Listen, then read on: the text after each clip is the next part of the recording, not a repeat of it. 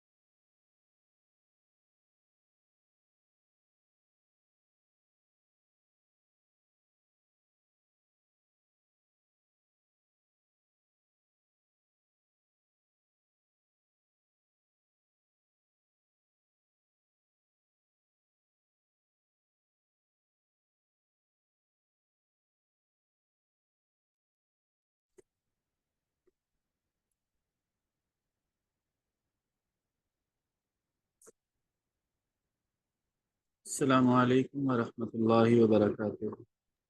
وعلیکم السلام ورحمۃ اللہ وبرکاتہ۔ کیا حال ہیں جی آپ حضرات کے؟ ٹھیک ٹھاک ہیں؟ خیریت سے ہیں؟ الحمدللہ استاد جی، آپ خیریت سے؟ وعلیکم السلام ورحمۃ اللہ وبرکاتہ۔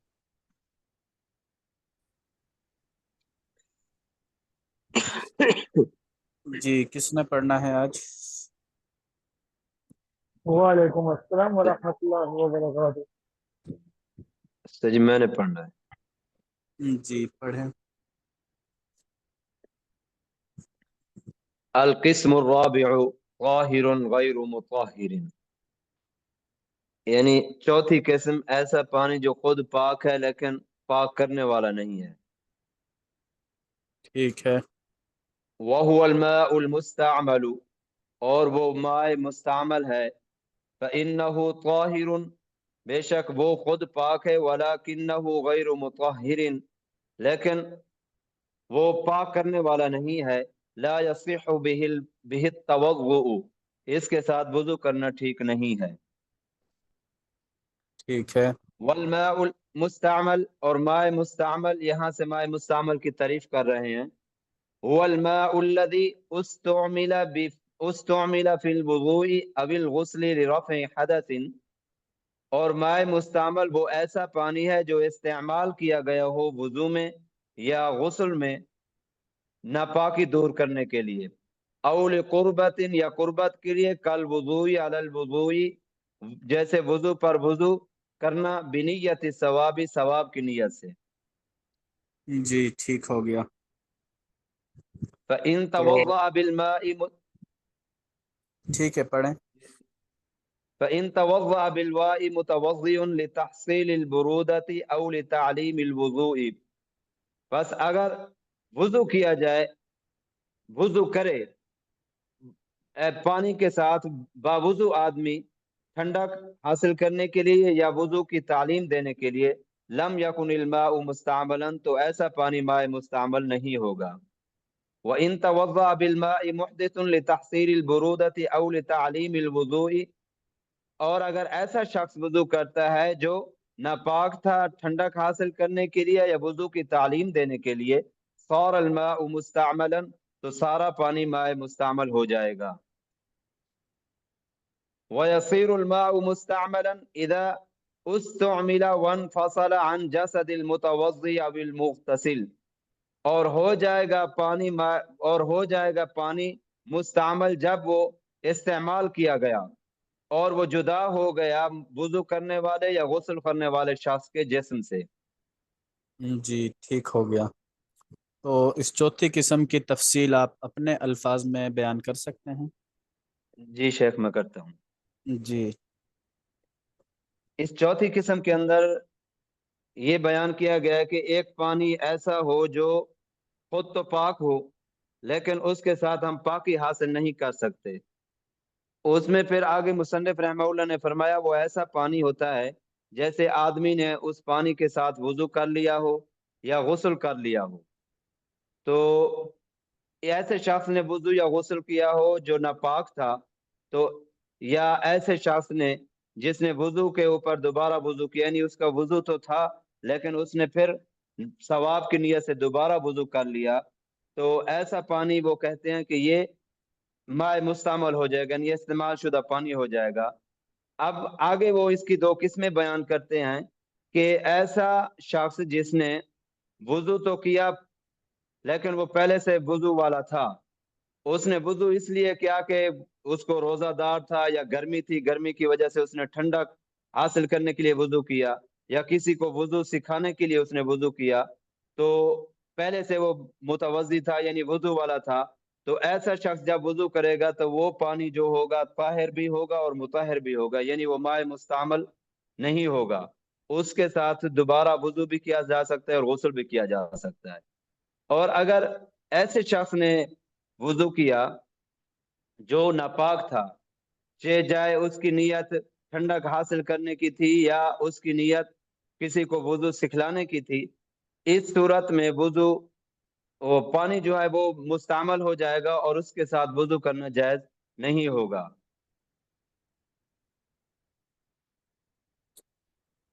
جی بالکل ٹھیک ہے، ماشاءاللہ زبردست بیان کیا ہے۔ القسم الخامس نجس، پانچویں قسم ماء نجس کی ہے، وهو الماء القليل الراكد الذي لاقته النجاسة سواء ظهر في الماء اثر النجاسة ام لم يظهر۔ ماء نجس کی تعریف فرما رہے ہیں کہ وہ ایسا پانی ہے جو ٹھہرا تھوڑا ہو اور ٹھہرا ہوا ہو، جس کے ساتھ الذي لاقته النجاسة، جس کے ساتھ نجاست مل جائے، سواء برابر ہے، ظاہر فی الماء وہ نجاست ظاہر ہو جائے پانی میں، اثر النجاستی اس کا اثر، ام لم یظہر یا نہ ظاہر ہو، تو وہ پانی نجس ہوگا۔ اس عبارت کے اندر فرماتے ہیں کہ تعریف بیان کیا ہے کہ ایسا پانی جو تھوڑا ہو اور ٹھہرا ہوا ہو، اگر اس کے اندر نجاست چلی جاتی ہے تو وہ اس نجاست کا اثر پانی میں ظاہر ہو یا نہ ہو تو وہ پانی نجس ہوگا۔ وَإِذَا ظَهَرَ فِي الْمَاءِ أَثْرُ النَّجَاسَةِ صَارَ نَجَسًا، اور جب ظاہر ہو جائے پانی میں نجاست کا اثر تو وہ سارا پانی ناپاک ہو جاتا ہے۔ سواء كان الماء قليلا او كثيرا، برابر ہے کہ وہ پانی تھوڑا ہو یا زیادہ ہو، وسواء كان الماء راكدا او جاريا، اور یہ بھی برابر ہے کہ وہ پانی ٹھہرا ہوا ہو یا جاری ہو۔ اس عبارت کے اندر فرماتے ہیں کہ پانی کے اندر اگر نجاست کا اثر ظاہر ہو جاتا ہے تو وہ سارا پانی نجس ہو جائے گا، ناپاک ہو جائے گا۔ وہ پانی چاہے تھوڑا ہو یا زیادہ ہو، وہ پانی ٹھہرا ہوا ہو یا چل رہا ہو، تو ان ساری صورتوں میں وہ پانی نجس ہو جائے گا۔ آگے فرماتے ہیں اذا كان الماء في حوض كبير لا يتحرك احد طرفيه بتحريك الطرف الاخر، کہ جب ہو پانی حوض، بڑے حوض کے اندر، اور اس کا ایک کنارہ جب اس کو حرکت دی جائے تو دوسرا کنارہ اس سے متحرک نہ ہو، فهو الماء الكثير، تو فرماتے ہیں وہ پانی زیادہ ہے۔ اب اس کے اندر ماء کثیر کی تعریف بیان کی ہے کہ ایسا حوض جس کی ایک طرف بیٹھ کے وضو کرنے والا شخص اگر اس میں پانی کو ہاتھ لگاتا ہے تو دوسرا کنارہ اس کے ایک کنارے سے ہاتھ لگانے سے دوسرے کنارے میں پانی کے اندر تحریک پیدا نہ ہو، تو وہ پانی مائع کثیر شمار ہوگا۔ وَيُقَدِّرُ الْمَاءُ كَثِيرًا إِذَا كَانَ طُولُ الْحَوْضِ، اب یہاں سے اس مائع کثیر کی اس مائع کثیر کے بارے میں، یعنی جو حوض ہوگا جس کے اندر پانی ٹھہرا ہوا ہوگا، اس کی لمبائی چوڑائی کتنی ہوگی وہ بتا رہے ہیں۔ وَيُقَدِّرُ الْمَاءُ كَثِيرًا، اور مائع کثیر کی مقدار جب کان طول الحوض 10 اذرع، جب اس حوض کی جو لمبائی ہے وہ 10 غز ہو، وکان عرضه 10 اذرع، اور اس کی چوڑائی بھی 10 غز ہو، وکان عمقه بحال لا تنکشف الارض، اور اس کی گہرائی جس کا حال یہ ہو کہ اس سے زمین زہر نہ ہو۔ اذا اخذ الماء من الحوض بالید، جب اس حوض سے پانی لیا جائے ہاتھ کے ساتھ۔ اس عبارت کے اندر، پہلے عبارت کے اندر یہ بیان کیا ہے کہ اس حوض کی جو لمبائی ہوگی وہ 10 گز ہوگی اور اس کی چوڑائی بھی 10 گز ہوگی، اور اس کی گہرائی کے بارے میں فرماتے ہیں کہ اتنا گہرا ہو کہ اگر کوئی شخص اس سے پانی لے، چلو ہاتھ کے ساتھ چلو بھرے تو نیچے زمین نظر نہ آئے۔ والماء القلیل هو ما كان اقل من ذلك، اور مائع قلیل اس کو کہیں گے جو اس سے کم ہوگا، یعنی 10 گز چوڑا اور 10 گز لمبا، اس سے جو کم ہوگا وہ پانی مائع قلیل شمار ہوگا۔ حکم الماء النجس، یہاں سے نجس پانی کا حکم بیان کر رہے ہیں۔ انہ نجس لا تحصل به الطہارت، وہ پانی جو نجس ہوگا اس کے ساتھ طہارت حاصل نہیں کی جا سکے گی۔ بل اذا اختلط بشیء آخر صار ذلك الشیء ایضا نجسا، بلکہ فرماتے ہیں اگر اس کے ساتھ کوئی چیز مل جائے، دوسری کوئی چیز مل جائے، صار ذلك الشیء، اور ہو جائے وہ شے اس کے اندر مل جائے، ایضا نجسا، تو وہ شے بھی اس کو اس نجس پانی کے ساتھ ملنے کی وجہ سے نجس ہو جائے گی۔ جی، نجس اس کے پانی اندر جس چیز فرماتے کو ہیں بھی لگے گا تو وہ چیز بھی وہ بھی ناپاک ہو نجس جائے۔ ہو جائے۔ جی، اس کے اندر فرماتے ہیں کہ نجس پانی کا حکم بیان کیا کہ اس کے ساتھ ہم طہارت حاصل نہیں کر سکتے، نہ تو وضو کر سکتے نہ ہی غسل کر سکتے ہیں، اور فرماتے ہیں کہ اگر کوئی چیز اس نجس پانی کے ساتھ مل جاتی ہے تو وہ بھی نجس ہی شمار ہوگی۔ وَكَذَا لَا يَصِحُّ التَّوَضُّؤُ بِالْمَاءِ الَّذِي خَرَجَ مِنْ شَجَرٍ أَوْ ثَمَرٍ، اور اسی طرح نہیں ہے وضو کرنا ٹھیک ایسے پانی کے ساتھ خرج من شجر او ثمر، جو نکلا ہو درخت سے یا پھل سے، یعنی ایسا پانی بھی جو درخت سے نکلا ہو یا پھل سے نکلا ہو تو اس سے بھی وضو کرنا ٹھیک نہیں ہے۔ سواء خرج ذلك الماء بنفسه من غیر عصر، کہتے ہیں کہ برابر ہے کہ وہ پانی خود نکلا ہو یا اسے نچوڑا گیا ہو، او خرج بعصر الشجر او الثمر، یا وہ پانی نچوڑا گیا ہو، یعنی نکالا گیا نچوڑا گیا ہو درخت سے یا پھل سے۔ جی، بغیر وَكَذَا نچوڑے لَا نکل آئے یا نچوڑ کر نکالا ہو تو دونوں صورتوں کا ایک ہی حکم ہے کہ اس سے وضو نہیں کیا جا سکتا۔ جی، وَكَذَا لَا تَحْصُلُ الطَّهَارَةُ بِالْمَاءِ الَّذِي زَالَ طَبْعُهُ، اور اسی طرح طہارت حاصل نہیں کی جا سکتی ایسے پانی کے ساتھ جس کی طبعی حالت زائل ہو گئی ہو، بالطبخ، پکانے کے ساتھ، کالمرق، شوربہ، والاشربتی، اور شربت، یعنی ایسا پانی جو اپنی اصلی طبعی حالت کو ہو چکا ہو تو اس کے ساتھ بھی طہارت حاصل نہیں کی جا سکتی۔ اس کی مثالیں بیان کی ہیں کہ جیسے کسی پانی کو پکایا جائے یا شوربہ وغیرہ بنایا جائے یا اس کے ساتھ شربت مکس کر لیا جائے تو ایسے پانی کے ساتھ بھی وضو کرنا ٹھیک نہیں ہے۔ جی، ٹھیک ہو گیا۔ تو اس میں جو پانی کی قدرتی طبیعیت ہے، ٹھیک ہے، اس میں جی دو چیزیں ہیں، ایک ہے پانی کا پتلا پن اور دوسرا ہے پانی کا بہاؤ، بہنے والا ہوتا ہے پانی، ٹھیک ہے۔ تو جس پانی کے اندر یہ دو اس کی صفات ختم ہو جائیں، کھو جائیں کسی بھی وجہ سے، وہ پکانے کی وجہ سے ہوں یا کسی اور وجہ سے ہوں، وہ پانی تھوڑا سا گاڑھا ہو چکا ہو، ٹھیک ہے، یا اس کے اندر کا جو بہاؤ ہے وہ بہاؤ ختم ہو چکا ہو یا کم ہو چکا ہو، جیسے شوربہ ہے گاڑھا ہو جاتا ہے، پتلا پن ختم ہو گیا، اسی طرح اس کے اندر بہاؤ کی جو صفت ہے وہ بھی کم ہو جاتی ہے، تو ایسے پانی سے بھی وضو وغیرہ نہیں کیا جا سکتا۔ یہاں تک سمجھ آ گیا ہے آپ حضرات کو؟ جی استاد جی۔ یہاں تک کوئی جی سوال ہو استاد آپ جی۔ حضرات کا؟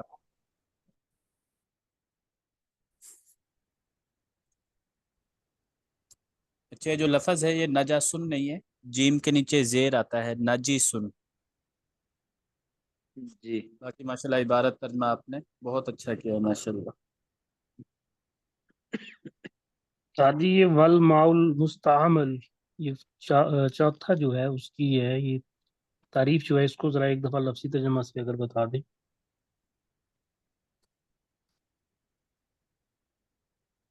مائع مستعمل وہ پانی ہوتا ہے جس کو وضو کرنے والے شخص نے یا غسل کرنے والے شخص نے رفع حدث کے لیے یعنی ناپاکی دور کرنے کے لیے استعمال کیا ہو، یا ایسے شخص نے استعمال کیا ہو جو باوضو تھا اور پھر اس نے ثواب کی نیت سے دوبارہ وضو کیا، تو اس پانی کو ہم مائع مستعمل کہیں گے۔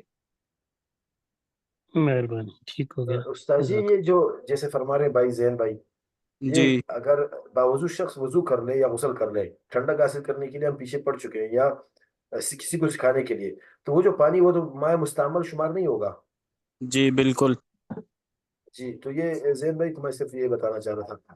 اور وہ جو بغیر وضو کے شخص یا بغیر غسل کے جو پانی استعمال کر لے یا سکھانے کے لیے یا ٹھنڈک حاصل کرنے کے لیے، تو اس میں جو پانی وہ مائع مستعمل میں شامل ہوگا، ایسے ہی استاد جی؟ جی بالکل۔ اچھا، اس میں ایک چیز تھوڑا سا فرق ہے کہ اگر کوئی شخص باوضو ہے اور وہ دوبارہ وضو کر رہا ہے، تو اب جب وہ دوبارہ وضو کرے گا تو اس کی نیت کو ہم دیکھیں گے۔ اگر اس کی نیت ہے ثواب کی، میں دوبارہ وضو کر لوں، فضیلت ہے وضو کے اوپر وضو کرنا، جب وضو سے ایک مرتبہ کوئی عبادت کر چکے ہیں تو دوبارہ وضو کرنا فضیلت والا کام ہے۔ اگر وہ قربت کی نیت سے، قربت سے مراد اللہ تعالیٰ کی قربت یا فضیلت کو حاصل کرنے کے لیے اس نیت سے وہ دوبارہ وضو کر رہا ہے، پھر پانی مستعمل ہو جائے گا۔ اگر وہ پہلے سے باوضو ہے اور وہ دوبارہ وضو کر رہا ہے لیکن مقصد قربت نہیں ہے، مقصد ہے ٹھنڈک حاصل کرنا یا مقصد ہے کسی دوسرے کو وضو کی تعلیم دینا، وضو کا طریقہ سکھانا، تو ایسی صورت میں وہ پانی مستعمل شمار نہیں ہوگا۔ تو اس میں نیت کے اوپر اعتبار ہوگا۔ جی استاد جی، جزاک اللہ، بہت شکریہ۔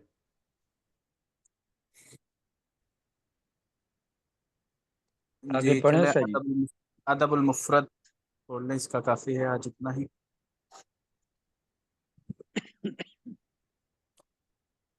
ادب المفرد کا کس نے پڑھنا ہے؟ جی عابد کلیم، میری باری ہے۔ جی پڑھیں۔ جی بسم اللہ الرحمن الرحیم۔ یہ حدیث نمبر میرے پاس جو کتاب ہے اس میں تو 988 ہے، لیکن 961 ہے آپ کے پاس جو میرا خیال میں البانی والی۔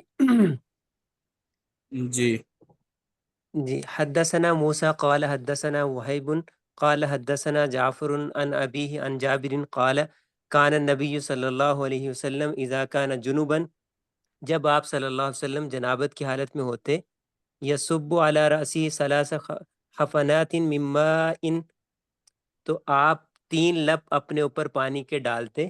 قال الحسن بن محمد ابا عبداللہ، تو حسن بن محمد نے کہا اے عبداللہ، ان شعری اکثر من ذاک، بے شک میرے بال تو زیادہ ہیں ان سے۔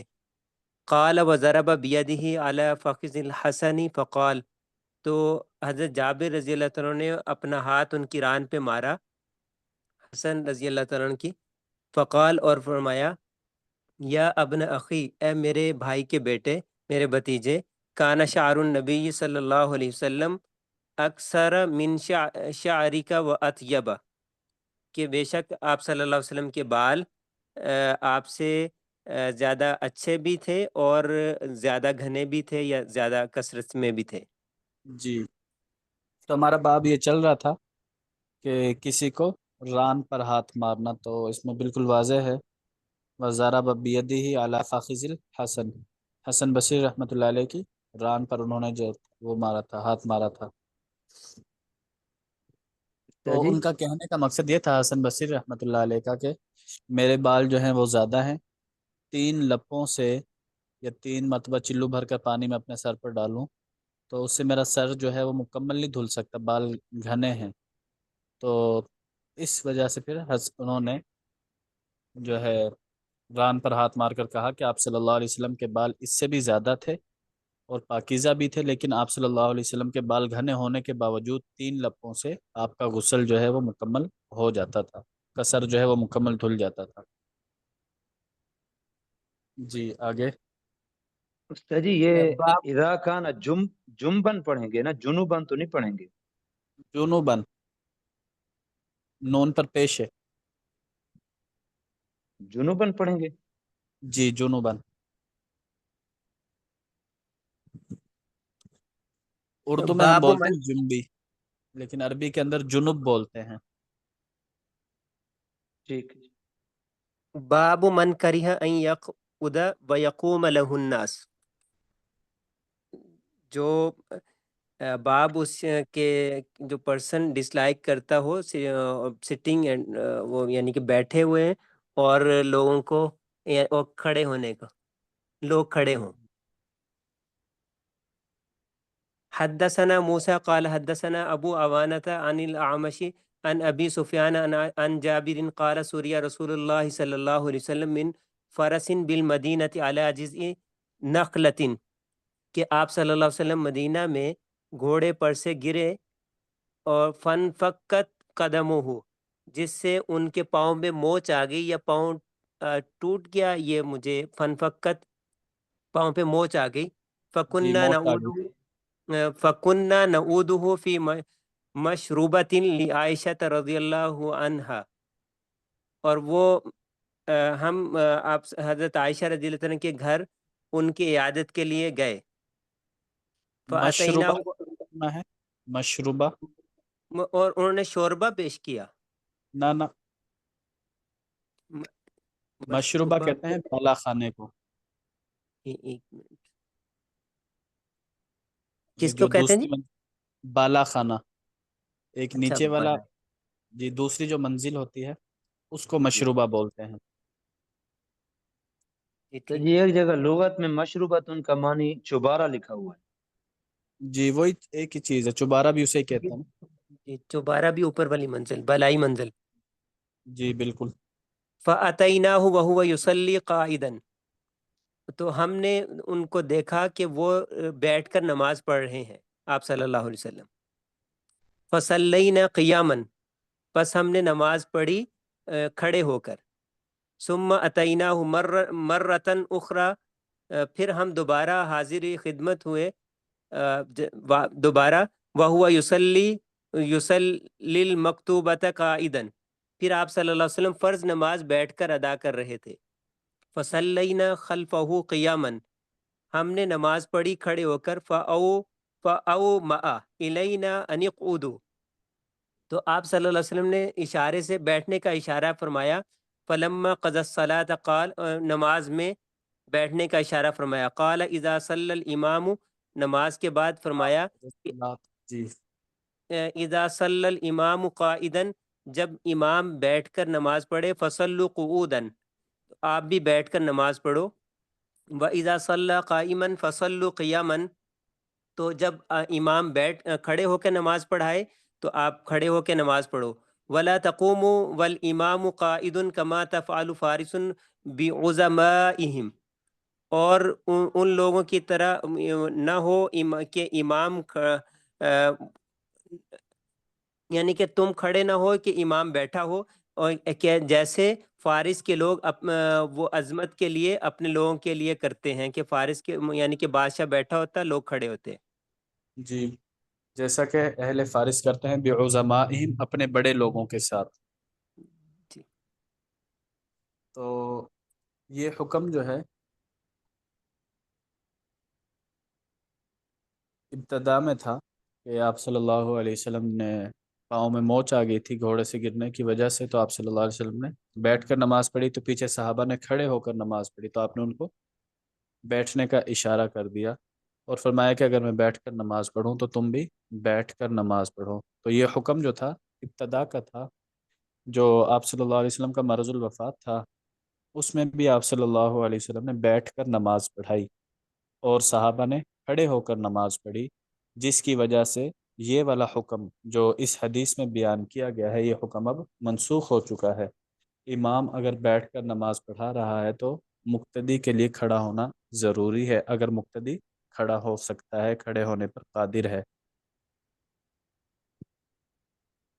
لیکن مفتی صاحب اس کا اصول تو یہی رہے گا نا کہ اگر ایک آدمی نماز سے علاوہ بیٹھا ہو تو باقی بھی بیٹھے ہو، اور یہ بنیادی اصول تو اس میں یہ بھی کہہ رہے ہیں مصنف کہ جی جب بندہ بیٹھا ہو تو دوسروں کو بھی بیٹھا ہونا چاہیے، اور جب دوسرا کھڑا ہو تو تب کھڑے ہونا چاہیے۔ جی بالکل، اس میں یہ بات پیچھے بھی گزر چکی تھی، یہ اس وقت ہے جب کہ بندے کی چاہت یہ ہو کہ میرے لوگ جو ہے وہ میری تعظیم میں کھڑے رہیں، پھر ممنوع ہے۔ اگر کوئی بندہ جو ہے اس کی چاہت نہ ہو، ویسے ہی عارضی طور پر اس کے ادب میں کوئی کھڑا ہو جائے تو اس کی گنجائش ہے۔ جیسے پیچھے کچھ روایت بھی گزری تھی، حضرت ابی بن کعب رضی اللہ تعالیٰ عنہ جب غزوہ تبوک سے پیچھے رہ گئے تھے، تو جب وہ مسجد میں آئے تو ایک انصاری ان کی طرف لپک کر بڑھے اٹھے۔ تو اس میں یہی ہے کہ اگر کسی اپنے بندے کی چاہت نہ ہو اور دوسرے لوگ جو ہے اس کی تعظیم میں کھڑے ہو رہے ہیں، پھر وہ جائز ہے۔ لیکن مستقل ایسا کرنا کہ ایک بندہ بیٹھا رہے دوسرے اس کے سامنے کھڑے رہیں، یہ بات ٹھیک نہیں ہے، یہ جائز نہیں ہے۔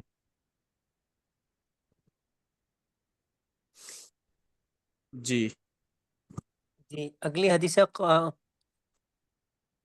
قال وولد لفلان من الانصار غلام فسماه محمدن، کہتے ہیں کہ ایک فلاں انصاری انصار میں ایک غلام کے کچھ پیدائش ہوئی جس کا نام محمد رکھا انہوں نے۔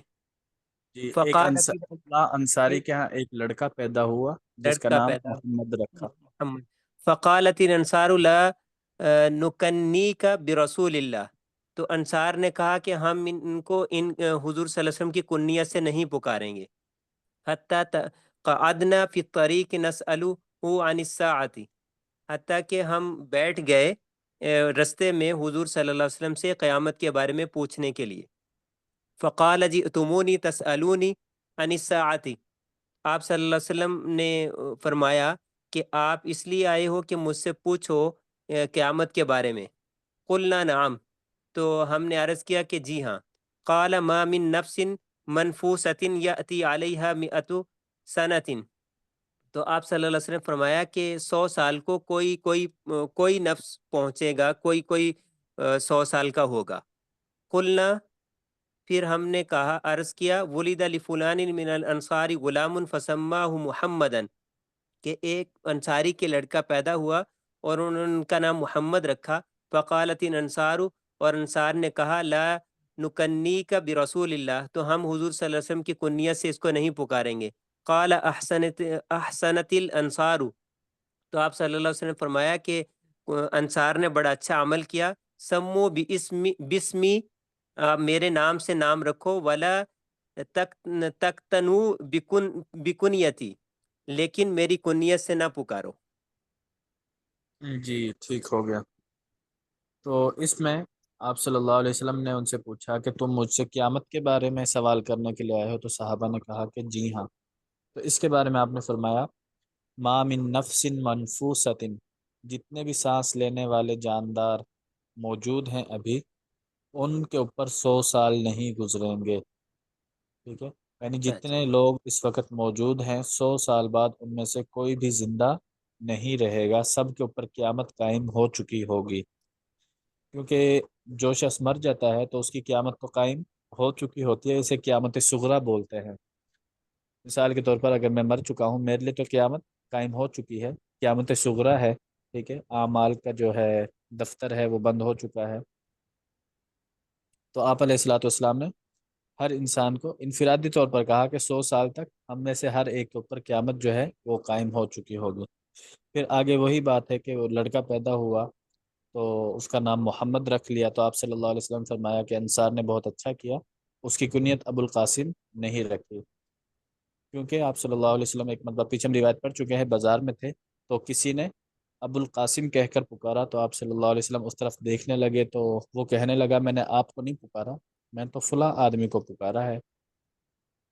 تو اس پر پھر آپ صلی اللہ علیہ وسلم نے منع فرما دیا تھا کہ تم نام تو محمد رکھ سکتے ہو لیکن کنیت تم ابو القاسم نہ رکھو، کیونکہ عرب کے اندر جو ہے وہ زیادہ تر کنیت سے پکارنے کا رواج تھا، نام سے کم پکارتے تھے، کنیت زیادہ استعمال ہوتی تھی وہاں پر، تو اس لیے چونکہ اس میں اشتباہ تھا اس لیے آپ صلی اللہ علیہ وسلم نے منع فرما دیا، اور یہ حکم آپ علیہ السلام کی زندگی کے ساتھ خاص تھا۔ اب آپ کے بعد لوگ جو ہے اپنا نام محمد بھی رکھ سکتے ہیں اور کنیت ابو القاسم بھی رکھ سکتے ہیں، اس میں شرعاً کوئی حرج والی بات نہیں ہے۔ جی حدثنا عبد العزيز ابن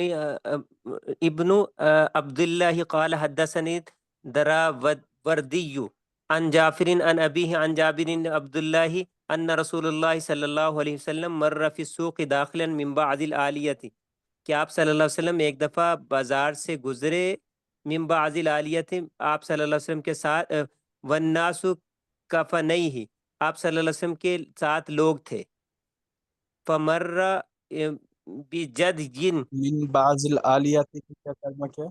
من بعض العالیہ دونوں طرف دونوں اطراف میں لوگ تھے۔ یہ تو اگلا جملہ ہے نا، والناس کنفیہ، دونوں طرف لوگ تھے۔ داخلا من بعض العالیتی آپ صلی اللہ علیہ وسلم بازار میں داخل ہوئے کسی اونچے کچھ حصے کی جانب سے۔ کچھ اچھا، عالیہ اعلیٰ سے ہے نا؟ جی، اونچی جانب سے آپ بازار جی میں جی۔ داخل ہوئے اور لوگ آپ کے دونوں جانب موجود تھے۔ فمر بجدین اسکا تو آپ صلی اللہ علیہ وسلم کا اس کا مولانا جی، بتا دیں مجھے، فمرہ آپ کا گزر ہوا بجدین جو مردہ ایک بکری، مردہ بکری پر گزر ہوا، فمتا اسکا فتح جس کے کان کٹے ہوئے تھے۔ جس کے کان کٹے ہوئے تھے یا ایک کان کٹا ہوا تھا، جی فتناولہ فأخذ بأذنہ ثم قال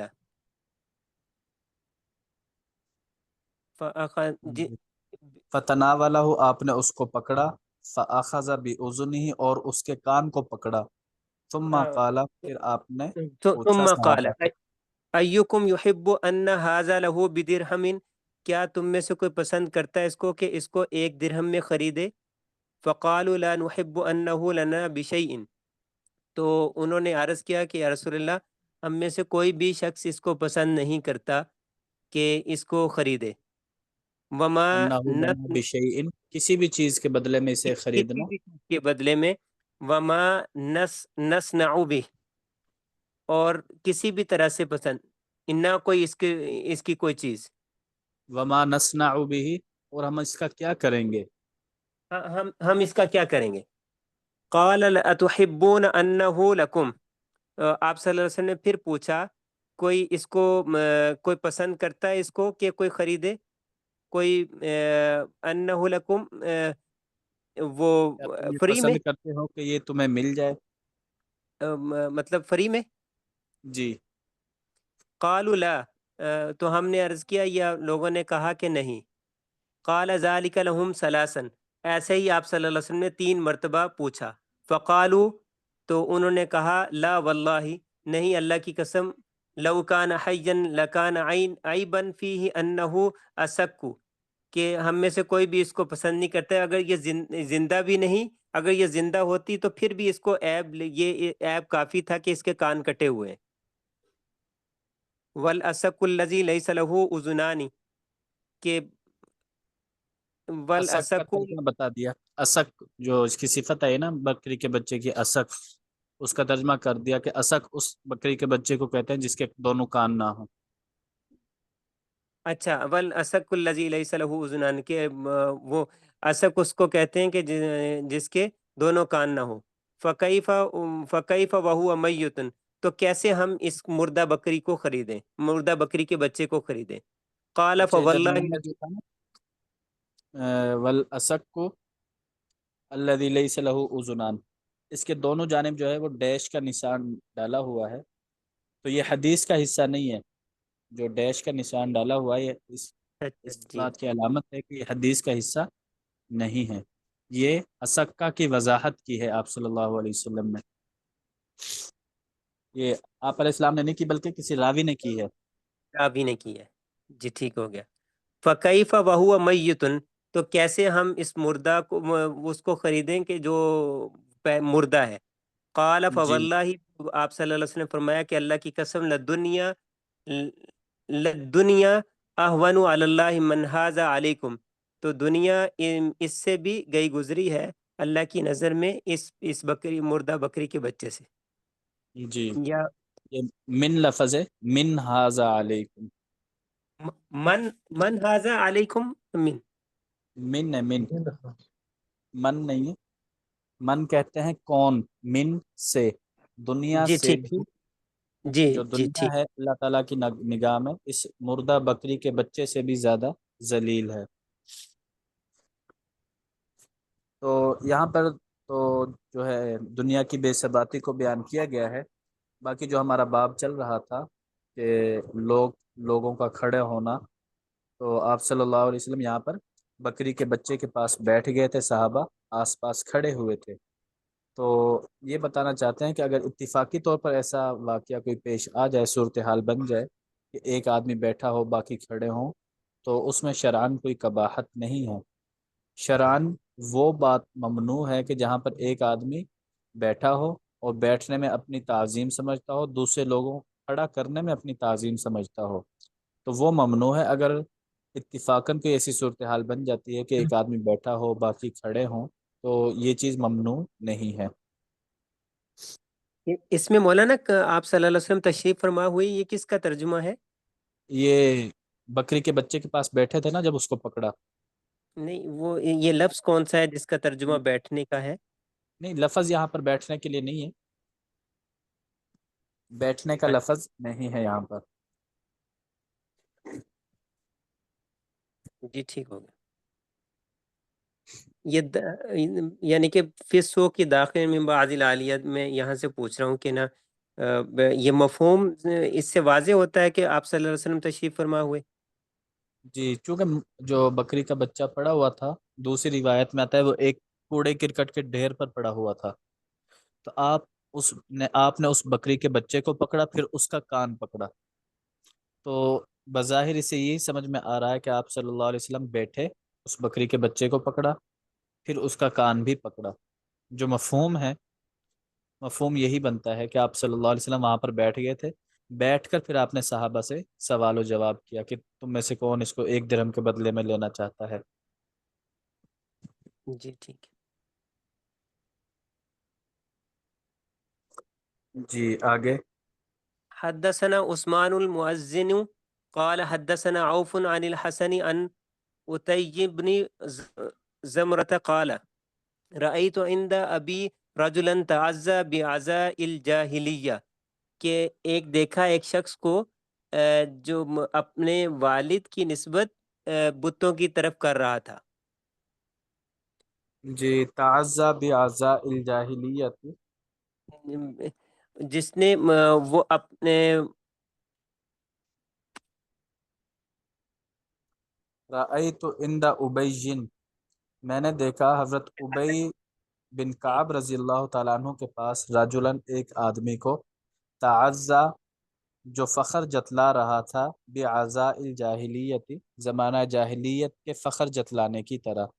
جس طرح زمانہ جاہلیت میں لوگ فخر جتلاتے تھے، اپنے نسب کے اوپر فخر کرتے تھے، تو وہ شخص حضرت ابی بن کعب رضی اللہ تعالیٰ عنہ کے سامنے اپنے نسب کے اوپر فخر کر رہا تھا. تعزا کہتے ہیں فخر جتلانا، فخر کرنا. تعزى. ٹھیک جی ہو گیا. تو فَأَعَزُّهُ أُبَيٌّ وَلَمْ يُكْنِهِ، حضرت ابی رضی اللہ تعالیٰ عنہ نے ان کو کہا کہ وہ اپنے باپ کے اعلی تناسل کو کاٹے. باپ نہیں ہے، باپ نہیں ہے. اپنے اعلی تناسل کو کاٹے. جی اپنے. اپنے. فَنَظَرَ إِلَيْهِ أَصْحَابُهُ، صحابہ نے ان کی طرف گھور کے دیکھا. یا ان کی طرف دیکھا یہاں پر قال صحابہ مراد نہیں ہے، حضرت ابی بن کعب کے جو ساتھی تھے یا ان کے جو شاگرد تھے وہ مراد ہے۔ جی ان کے ساتھیوں نے ان کی طرف دیکھا قال کأنکم انکرتموہ، تو انہوں نے ان کو دیکھ کے جواب دیا کہ کیا تم اس کو ناپسندیدہ سمجھتے ہو؟ فقال گویا کہ انی، تمہیں میری یہ بات اچھی نہیں لگی یا ناپسند آئی، کأنکم گویا کہ، گویا کہ تمہیں یہ بات ناپسندیدہ ہوئی یا مطلب جی وہ اچھی نہیں لگی۔ فقال، اور فرمایا انی لا احاب فی ھذا احدا ابدا، بے شک انی لا احابو، احابو کہتے ہیں کسی سے مرعوب ہونا، کسی سے خوف کھانا، میں اس بات کے بارے میں کبھی بھی کسی سے مرعوب نہیں ہوں گا۔ مجھے ڈر نہیں لگتا یا دوسرے جی کہ میں اس کو صاف صاف کہوں، انی سمیعت النبی صلی اللہ علیہ وسلم یقول، میں نے آپ صلی اللہ علیہ وسلم کو فرماتے ہوئے سنا، من تعزا بعزاء الجاہلیت، کہ جو فخر کرے کس جاہلیت کی کسی بات پہ، جی فاعزوہ ولا تکنوہ، تو اس کو صاف صاف یہ کہو کہ وہ اپنے اعلیٰ تناسل کو کاٹے، جی ولا ولا تکنو، ولا تکنو، اور اس میں کوئی مطلب وہ کنایا میں نہ کہو، اشارہ کنایا کنایا نہ میں ہو، بات نہ بالکل کرو۔ واضح ہو، واضح طور پہ کہے۔ جی تو اس کی وجہ یہ ہے کہ زمانہ جاہلیت میں لوگوں کے اندر جو ہے نسب کے اوپر بڑا فخر کرتے تھے کہ ہمارا نسب یہ ہے، یہاں تک کہ جو لوگ ہیں ان کو اپنے نسب نامے جو ہے وہ مکمل یاد ہوتے تھے، جانوروں کے نسب نامے بھی وہ مکمل یاد رکھتے تھے، تو نسب نامے کے اوپر بڑے فخر جو ہے وہ آپس میں ایک دوسرے کے اوپر جتلاتے تھے کہ میرا جو نسب نامہ ہے تم سے افضل ہے۔ لوگوں کو نہیں دیکھتے، ان کا کردار نہیں دیکھتے، صرف نسب نامے کے اوپر اس کی وجہ سے جو ہے وہ اپنے آپ کو افضل سمجھتے تھے۔ تو آپ صلی اللہ علیہ وسلم نے آ کر ایک تو اس بات کو ختم کیا کہ اب نسب کی بنیاد پر کسی کی عزت کا فیصلہ نہیں ہوگا، بلکہ عزت اور کیا کہتے ہیں کسی آدمی کا معزز ہونا اس کے تقوی کی بنیاد پر ہوگا۔ جو جتنا زیادہ متقی ہے اللہ تعالیٰ کے ہاں وہ اتنا ہی زیادہ معزز ہے۔ اگر پھر بھی کوئی شخص زمانہ جاہلیت کی طرح اپنے نسب کی وجہ سے اپنا فخر جتلائے کہ میرا نسب یہ ہے، میں تم سب سے افضل ہوں، تو پھر آپ صلی اللہ علیہ وسلم نے فرمایا کہ ایسے شخص کو کہو کہ وہ اپنا اعلیٰ تناسل کاٹ کر کھا لے، کیونکہ جو نسب چلتا ہے نا انسان کا وہ اعلیٰ تناسل کی وجہ سے چلتا ہے، میاں بیوی کا رشتہ ہے، ہم بستری ہوتی ہے، اس سے انسان پیدا ہوتا ہے۔ تو آپ صلی اللہ علیہ وسلم نے فرمایا کہ تم صراحتاً اسے کہو، تاکہ اور اس میں جو ہے وہ اشارہ کنایا وغیرہ سے استعمال نہ کرو، صاف صاف اسے کہہ دو کہ تم اگر نسب پر جو ہے یہ کرنا چاہتے ہو، نسب کی بنیاد پر شرافت ظاہر کرنا چاہتے ہو، تو اعلیٰ تناسل کو کاٹ کر کھا لو۔ مولانا گویا آر دلانے کے لیے ہے کہ شرم دلانے کے لیے کہ نا اگر اس سے نسب چلا ہے تو پھر یہ کاٹ کے کھا لو کہ تم بھی پھر شرم والے بن جاؤ گے، دوسرے لفظوں میں پھر یہ جی کرو۔ بالکل ایسے ہی ہے۔ تو کیا آپ صلی اللہ علیہ وسلم نے بھی ایسے لفظ استعمال کیے ہوں گے مولانا؟ جی بالکل، یہ حضرت ابی بن کعب رضی اللہ تعالیٰ عنہ نے حدیث بیان کی ہے نا، یہ جو آخر میں ہے من تعزا بعزاء الجاہلیت فاعزوہ، یہ آپ صلی اللہ علیہ وسلم کے الفاظ ہیں آخر میں جو ہے ولا تکنوہ، کیونکہ یہ چیز اللہ تعالیٰ کے پسندیدہ نہیں ہے، اللہ تعالیٰ کے ہاں یہ چیز اس کا کوئی اعتبار نہیں ہے، اللہ تعالیٰ کے ہاں عزت اور شرافت کا جو دار و مدار ہے وہ صرف تقوی کی بنیاد پر ہے۔ اگر لوگ اس کے ذریعے اپنے آپ کو متقی اور پرہیزگار اور دوسرے لوگوں سے معزز ظاہر کرنا چاہتے ہیں تو اس کی پھر کوئی حیثیت نہیں ہے۔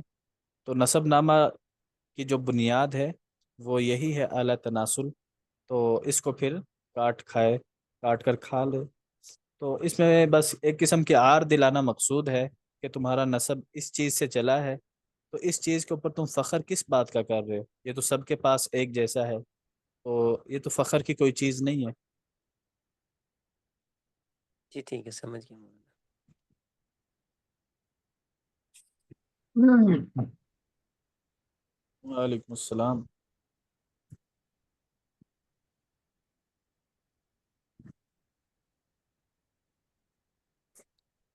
जी आगे। बाबू मा यक़ूलु रजुलु इज़ा हदिरत रिजलुहु। ये अगली हदीस मौलाना यही है कि वो हदसना मुबारक अनिल हसनी अन उतय्यन कि मिसलहु, कि वो उसी तरह की हदीस बयान की। अगला बाब, बाबू मा यक़ूलु रजुलु इज़ा हदिरत रिजलुहु, जिसका पाँव सो जाए या वो स्लीप पे चला जाता है। तो जी हदसना अबू नुईमिन क़ाल हदसना जी, लफ्ज सुफियान हादिरत नहीं होगा। क़ादिरत। जी भारत। जी मौलाना। ठीक है। हदसना अबू नुईमिन क़ाल हदसना सुफियान अन अबी इसहाक़ अन अब्दिल रहमान इब्न सादिन क़ाल ख़दिरत रिजलु इब्न उमर, के एक शख्स का पाँव सो गया। तो हजरत अब्दुल्ला बिन उमर रज़ी ने कहा, फ़क़ाल फ़क़ाल लहू रजुलुर रुज़कुर अहब्बन नास इलैका। तो उन्होंने फरमाया कि ना, जिससे आपको सबसे ज़्यादा मोहब्बत है इंसानों में से, उसका नाम लो। फ़क़ाल या मोहम्मद, तो उन्होंने कहा या मोहम्मद सल्लल्लाहु अलैहि वसल्लम। अच्छा, इस रिवायत की जो सनद है वो सनद ज़ईफ़ है। बाकी अगर इससे मकसूद ये है कि अगर किसी का पाँव सो जाता है तो मदद हासिल करने के लिए सबसे पसंदीदा शख्स का नाम लिया जाए, तो फिर तो ये उसमें आ जाता है, कुफर और शिरक में आ जाता है। ठीक है। तो एक तो इस रिवायत की सनद ज़ईफ़ है, दूसरा इस रिवायत का जो मफ़हूम बन रहा है वो मफ़हूम शिरकिया बन रहा है, तो इसलिए ये रिवायत ज़ईफ़ है, काबिल एतबार नहीं है। हाँ, अगर इसका एक दूसरा माना और मफ़हूम मुराद ले लिया जाए कि जैसे हिचकी वगैरह आती है तो कहते हैं जी आपको कोई याद कर रहा है, तो अगर इस तरीके से इसका मफ़हूम मुराद ले लिया जाए, जी आपका पाँव इसलिए सोया है कि आपका पसंदीदा शख्स आपको याद कर रहा है, तो फिर मफ़हूम ठीक बन सकता है।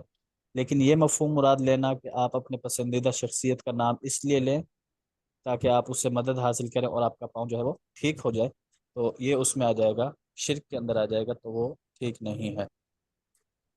अच्छा मौलाना, एक मेरा सवाल ये है कि अगर ये ज़ईफ़ है या मतलब ना इसमें शिर्क का पहलू है, तो इमाम बुखारी रहमतुल्लाह ने इसको क्यों नकल किया?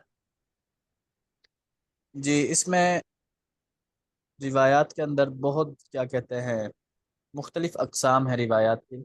कुछ रिवायात ज़ईफ़ हैं, कुछ रिवायात होती हैं वो काबिल अमल होती हैं, कुछ रिवायात काबिल अमल नहीं होती।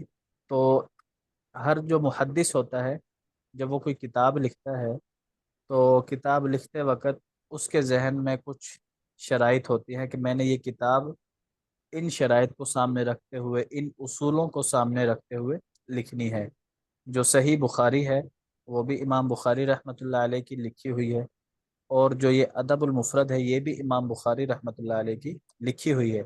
सही बुखारी के अंदर कोई एक रिवायत भी ज़ईफ़ मौजूद नहीं है, जबकि ये अदबुल मुफरद ये भी इमाम बुखारी रहमतुल्लाह अलैह की लिखी हुई है। मुसन्निफ एक ही है लेकिन इसमें काफ़ी ज़्यादा रिवायात ऐसी मौजूद हैं जो ज़ईफ़ हैं, उनकी सनद के अंदर कोई मसला है, किसी रावी के अंदर कोई मसला है। तो जब मुसन्निफ कोई किताब लिखता है तो किताब लिखने का जो मकसद होता है या किताब लिखने के जो उसूल होते हैं वो उसूल किताब की इब्तदा में वो बयान कर देता है कि मैं इस किताब में इस तरह की रिवायात को जमा करूँगा। तो इस किताब के अंदर जो अदबुल मुफरद है, इमाम बुखारी रहमतुल्लाह अलैह ने जितनी भी रिवायात को जमा किया है तो उसमें इमाम बुखारी रहमतुल्लाह अलैह ने इस चीज़ का क्या कहते हैं ख्याल नहीं रखा। कोशिश तो यही थी कि ज़्यादातर रिवायात सही में पेश करूं जो सनद के एतबार से कवी हों, जिनकी सनद बिल्कुल ठीक हो।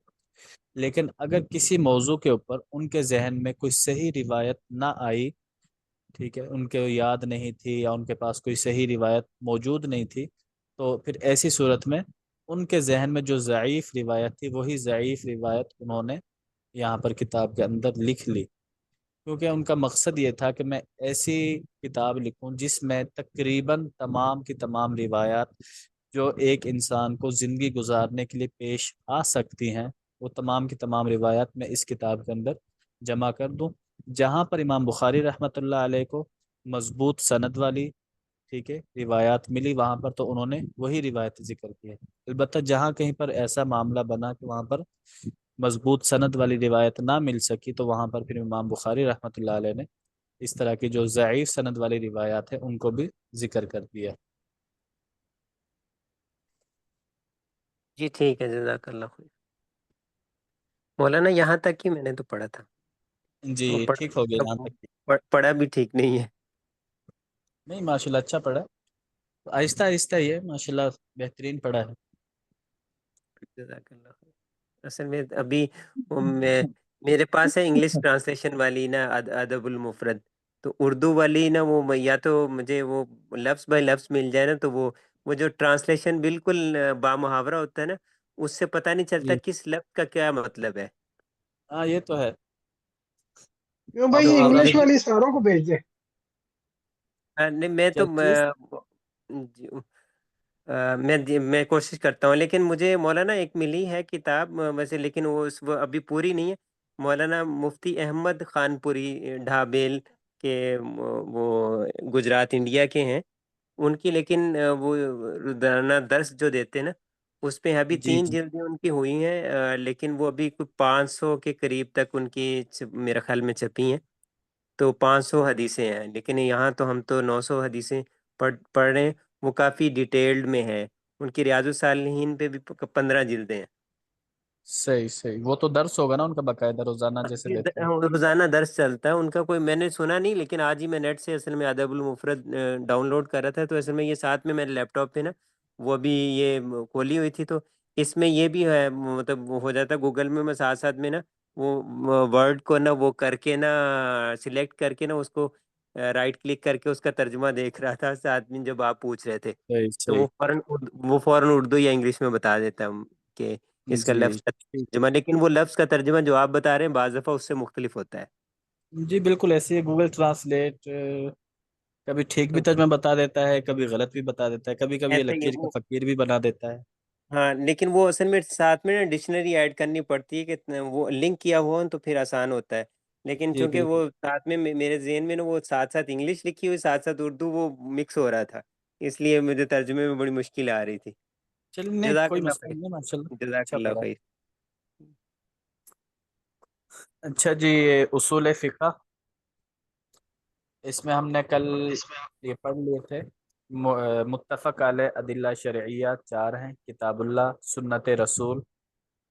سنت رسول میں ہم نے پڑھ لیا تھا کہ آپ صلی اللہ علیہ وسلم کے اقوال، افعال اور تقریرات، یعنی آپ صلی اللہ علیہ وسلم کے سامنے جو کام کیا اور آپ نے اس پر منع نہیں کیا صحابہ کو، اس کو کہتے ہیں تقریر.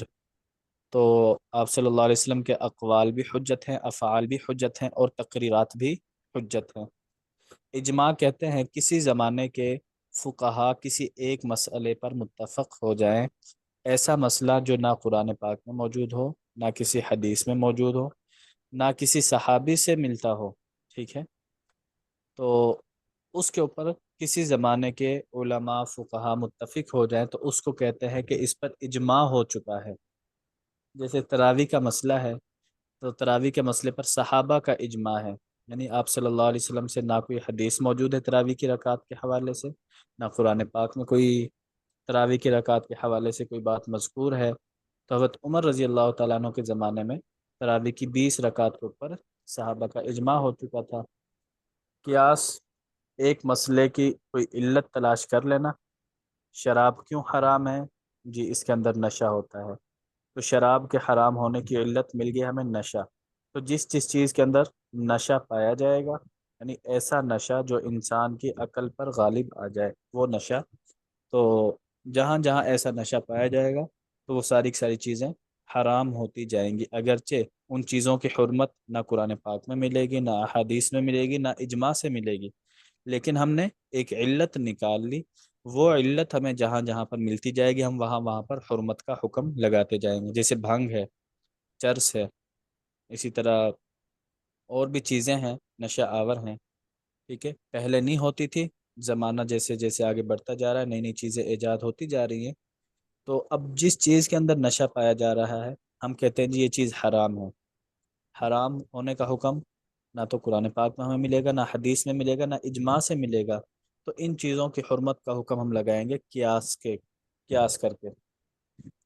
یہ چاروں باتیں سمجھ آ گئی تھی آپ حضرات کو؟ جی استاد جی. ٹھیک ہو گیا. اچھا جی، آج ہم نے پڑھنا ہے مختلف فی ادلہ شرعیہ 7 ہے. مختلف فی، جو اوپر والے 4 تھے نا ان کو تو سب مانتے ہیں، کسی کا اختلاف نہیں ہے. سب کہتے ہیں بھی قرآن پاک حجت ہے، احادیث حجت ہیں، اجماع حجت ہے، قیاس حجت ہے. اب یہ جو نیچے 7 بیان کیے ہیں ان کو بعض فقہا حجت مانتے ہیں اور بعض فقہا ان کو حجت نہیں مانتے. تو اس لیے ان کو کہتے ہیں مختلف فی، کہ ان میں اختلاف پایا جاتا ہے فقہا کے درمیان. کچھ فقہا ان کو حجت مانتے ہیں، کچھ فقہا ان کو حجت نہیں مانتے. تو اس میں سب سے پہلے ہے استحسان. استحسان کسے کہتے ہیں؟ استحسان کا لغوی ترجمہ تو یہ ہے کہ کسی چیز کو اچھا سمجھنا. حسن سے نکلا ہے نا، حسن کہتے ہیں خوبصورت ہونا، اچھا ہونا. استحسان کسی بھی چیز کو اچھا سمجھنا. یہ تو ہو گیا اس کا لغوی ترجمہ. اب فقہ کے اندر جب یہ استحسان کا لفظ آئے گا تو اس سے کیا مراد ہوتا ہے؟ تو استحسان یہ قیاس کے مقابلے میں آتا ہے عموماً. ٹھیک ہے، قیاس ہم کرتے ہیں ایک علت کی بنیاد پر. جیسے شراب حرام ہے، علت نکال لی ہم نے نشہ. تو استحسان کے اندر بھی ایسا ہی ہوتا ہے کہ ہم کسی مسئلے کی علت نکالتے ہیں لیکن وہ علت بالکل واضح نہیں ہوتی، وہ علت تھوڑی سی مخفی ہوتی. جیسے شراب کی علت تو بالکل واضح ہے نا، شراب کیوں حرام ہے؟ ہر بندہ کہہ سکتا ہے جی اس میں نشہ پایا جاتا ہے. تو جس کی علت بالکل واضح ہو اس کو تو کہتے ہیں کہ یہاں پر قیاس ہو رہا ہے. جس کی علت بالکل واضح نہ ہو رہی ہو اس کو ہم کہتے ہیں کہ یہاں پر استحسان ہے. یہاں پر استحسان ہے، یعنی وہاں پر ہم قیاس کو چھوڑ دیتے ہیں. جو بظاہر ہمیں مسئلہ سمجھ میں آ رہا ہے وہاں پر وہ مسئلہ نہیں ہوتا. اس کو تعریف کے اعتبار سے سمجھنا تھوڑا سا مشکل ہے. اس کی پہلے ہم ایک مثال لیتے ہیں، مثال کے بعد پھر ہم دوبارہ اس کی تعریف کو سمجھتے ہیں. مثال کے طور پر جو شریعت کے اندر خرید و فروخت کا معاملہ ہے اس میں ایک اصول یہ ہے کہ خرید و فروخت میں ایجاب اور قبول ہونا ضروری ہے. ایک کی طرف سے آفر ہو کہ میں یہ چیز بیچ رہا ہوں، دوسرا اس آفر کو قبول کر لے، ٹھیک ہے میں یہ چیز خرید رہا ہوں. ایک بیچنے کی پیشکش کرے گا، دوسرا بندہ اس کو خریدے گا. ٹھیک ہے، کوئی بھی چیز خرید و فروخت کے معاملے میں ایجاب اور قبول کا ہونا ضروری ہے. دوسری شرط یہ ہے کہ ایجاب اور قبول ایک ہی مجلس میں ہونا ضروری ہے. میں بیٹھا ہوا ہوں، ٹھیک ہے، اس مجلس میں اگر کسی نے مجھے آ کر کہا کہ بھئی میں اپنا مکان آپ کو بیچ رہا ہوں تو اسی مجلس کے اندر اندر مجھے اختیار ہے کہ میں قبول کر لوں جب تک میں اس جگہ سے نہیں اٹھتا. ٹھیک ہے، اگر میں اس جگہ سے اٹھ گیا تو اس کی آفر ختم ہو جائے گی. وہ ایک علیحدہ چیز ہے، وہ مجھے کہہ دے بھی آپ 3 دن تک سوچ لیں، 3 دن تک آپ کو آفر ہے، وہ ایک علیحدہ چیز ہے. اگر اس نے مطلقاً کہا نا بھی میں اپنا مکان آپ کو بیچ رہا ہوں تو اس نے یہ آفر مجھے کی ہے، یہ آفر میری اسی مجلس کے اندر تک محدود ہے. جب تک میں اس مجلس میں موجود رہوں گا یہ آفر برقرار رہے گی. جیسے ہی میں اس مجلس سے اٹھوں گا تو یہ آفر بھی ساتھ ہی ختم ہو جائے گی. لیکن موجودہ زمانے میں کیا ہوتا ہے؟ موجودہ زمانے میں یہ ہوتا ہے کہ نیٹ کا دور آ گیا ہے، لوگ خرید و فروخت آن لائن کر رہے ہیں. ٹھیک ہے، نیٹ کے اوپر، موبائل کے اوپر، لیپ ٹاپ کے اوپر خرید و فروخت کر رہے ہیں. یہاں پر ایجاب قبول تو پایا جا رہا ہے، ایک کی طرف سے آفر ہوتی ہے، اگلا بندہ اس کی آفر کو ایکسیپٹ کرتا ہے. لیکن جو دوسری شرط ہے کہ ایک ہی مجلس کے اندر ایجاب اور قبول ہو وہ یہاں پر مفقود ہے. ٹھیک ہے، لیکن یہاں پر ہم استحسان نکالتے ہیں کہ اگر ہم یہاں پر وہی حکم لاگو کریں کہ ایک ہی مجلس میں ہونا ضروری ہے تو اس کی وجہ سے آج کا نظام نہیں چل سکتا. تو یہاں پر یہ جو موجودہ زمانہ ہے اس میں جو ہم آن لائن خرید و فروخت کر رہے ہیں یہ استحسان کی بنیاد پر جائز ہے. اگر قیاس کا اعتبار کیا جائے، قیاس تو کہتا ہے کہ ایک ہی مجلس میں ہونا ضروری ہے، لیکن یہاں پر خریدنے والا پاکستان میں بیٹھا ہوا ہے، بیچنے والا وہ امریکہ میں بیٹھا ہوا ہے، مجلس ہی ایک نہیں ہو سکتی. تو یہاں پر استحسان کے ذریعے اس خرید و فروخت کو جائز قرار دیا جاتا ہے. تو یہ بات تھوڑی سمجھ آئی ہے آپ حضرات کو؟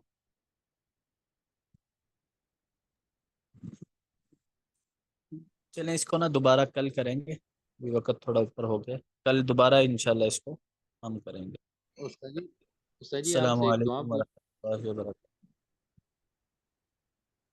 وعلیکم السلام السلام ورحمۃ ورحمۃ اللہ وبرکاتہ۔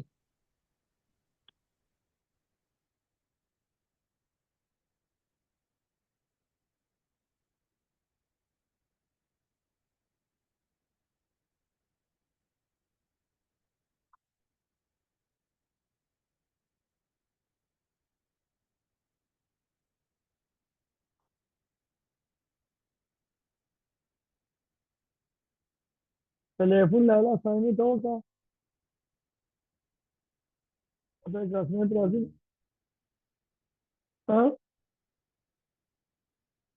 ہاں السلام علیکم ورحمۃ اللہ وبرکاتہ۔ وعلیکم السلام ورحمۃ اللہ وعلیکم السلام ورحمۃ اللہ وعلیکم وبرکاتہ۔ السلام ورحمۃ اللہ وبرکاتہ۔ خیریت سے ہیں احباب؟ اللہ کا شکر ہے سر، آپ سنائیں ٹھیک ہے؟ جی جی الحمدللہ۔ استاد جی الحمد للہ ٹھیک ہے استاد جی۔ جی الحمدللہ۔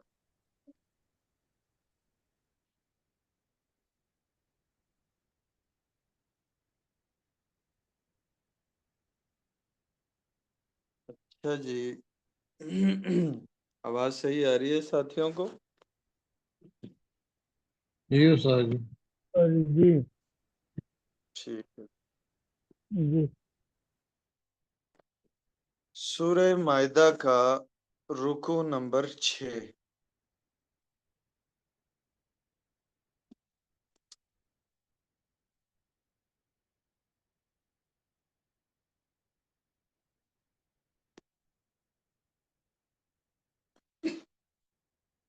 سابقہ رکوع میں حابیل اور قابیل کے واقعے سے یہ بات پتہ چل گئی کہ حسد اور بغض کی ابتدا کہاں سے ہوئی، اور اس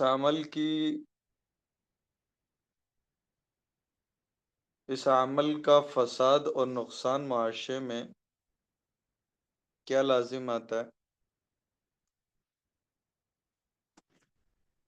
حسد اور بغض دیکھیں کیسی چیز ہے جو آج کل بہت زیادہ عام ہے۔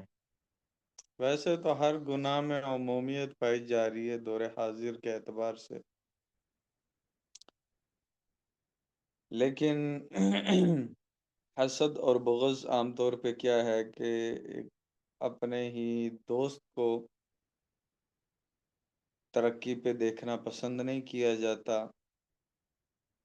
اور رشتہ داروں میں، عزیز و اقارب میں، خیر یہ بیماری بہت زیادہ پھیلی ہوئی ہے۔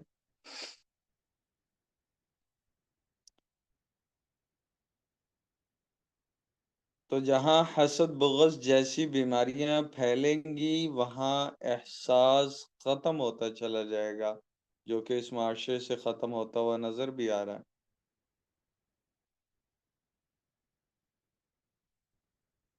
تو جو احکام کے اعتبار سے جو لوگ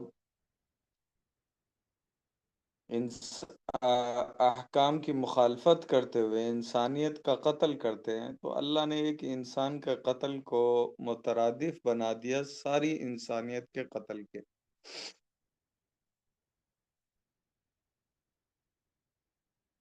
تو جو احکام میں مخالفت کر کے اللہ اور اس کے رسول سے اعلان جنگ کرتے ہیں، اور ان کی کوشش اور ان کی محنت دن رات کی یہی ہے کہ کیسے زمین میں فساد برپا ہو جائے، یہ تو پھر ایک قومیت کے اعتبار سے اگر ایسا ایک انسان بھی کر رہا ہے، وہ اپنے محلے میں یا شہر میں یا جو ہے قوم میں، خاندان میں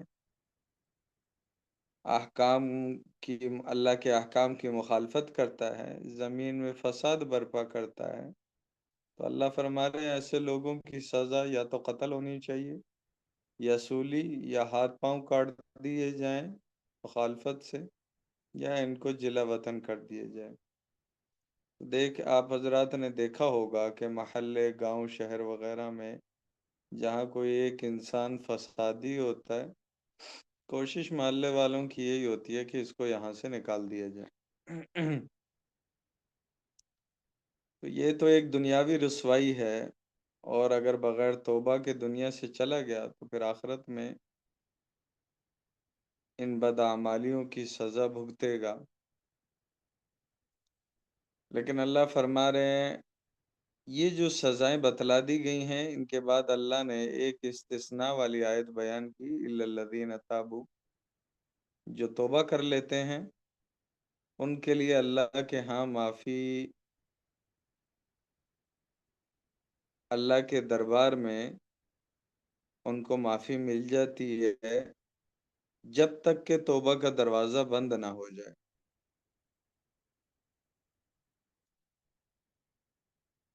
تو اللہ رب العزت کی طرف سے جو احکام انسان کے لیے نازل ہوتے ہیں، ان احکام کا پیروکار بندہ تبھی بن سکتا ہے جب اللہ کی ذات کا خوف دل کے اندر موجود ہوگا۔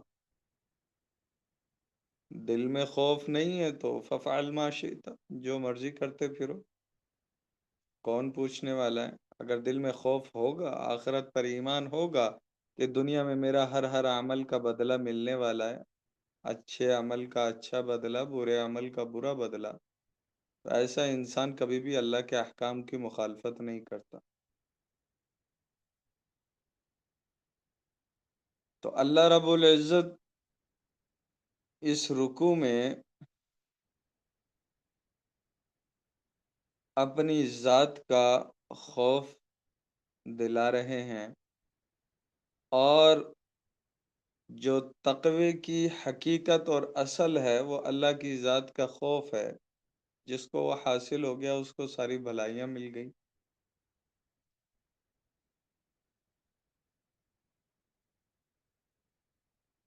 تو تقوی ایک ایسی چیز ہے کہ اگر انسان اس جد و جہد کر کے اپنی زندگی میں محنت کرے اور تقوی میں جو ہے ترقی کرتا چلا جائے تو وہ اللہ کا قرب حاصل کر لیتا ہے، اور جس کو اللہ کا قرب حاصل ہو جائے کامیابی اسی کے قدم چومتی ہے۔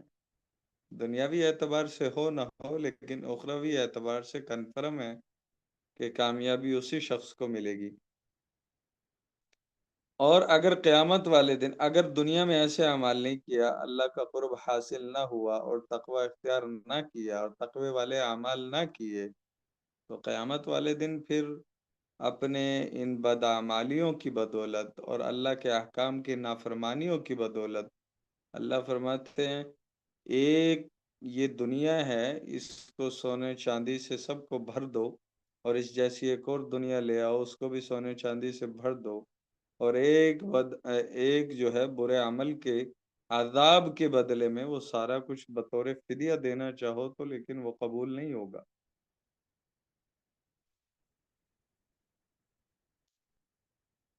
اور جس کفر و شرک کی بنیاد پر جن بدعمالیوں کی بدولت ان کو جہنم میں پھینک دیا جائے گا، خوب کوشش ہوگی، خوب چاہت ہوگی، خوب منت اور سماجتیں ہوں گی کہ ایک بار یہاں سے نکل جائیں، لیکن اللہ فرما رہے ہیں پھر اس جہنم سے نکلنے والے نہیں ہیں۔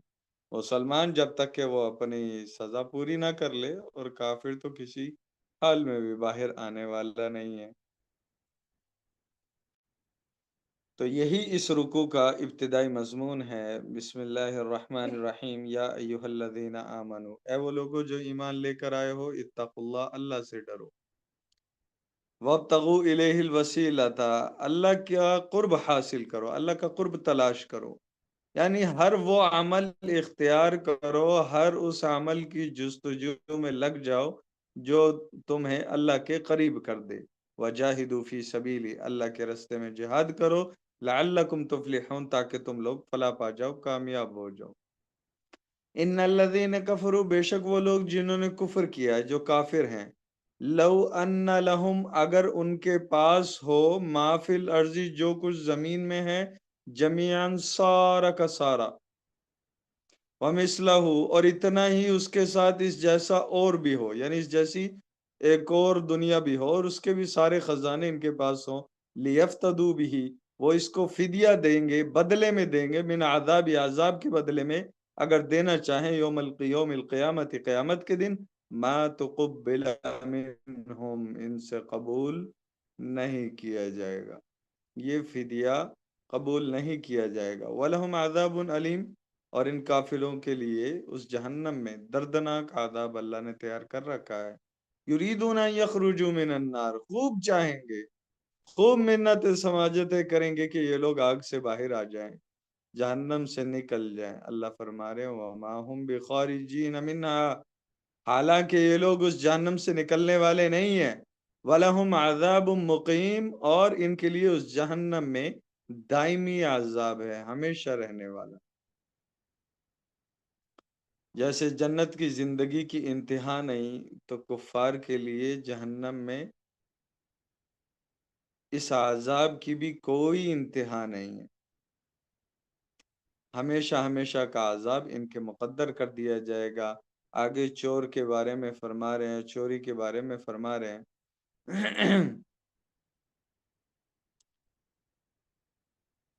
فتح مکہ کے وقت ایک مخزومی عورت نے چوری کی تھی۔ اب یہ عورت جو ہے، یہ چونکہ شریف اور بڑے خاندان سے تعلق رکھتی تھی، جس کی وجہ سے قریش کے لیے اس کا ہاتھ کاٹنا تھوڑا دشوار گزر رہا تھا، اس لیے قریش نے حضرت اسامہ بن زید سے آپ صلی اللہ علیہ وسلم کی خدمت میں سفارش کروائی۔ آپ کو یہ سفارش سن کر غصہ آ گیا، آپ نے فرمایا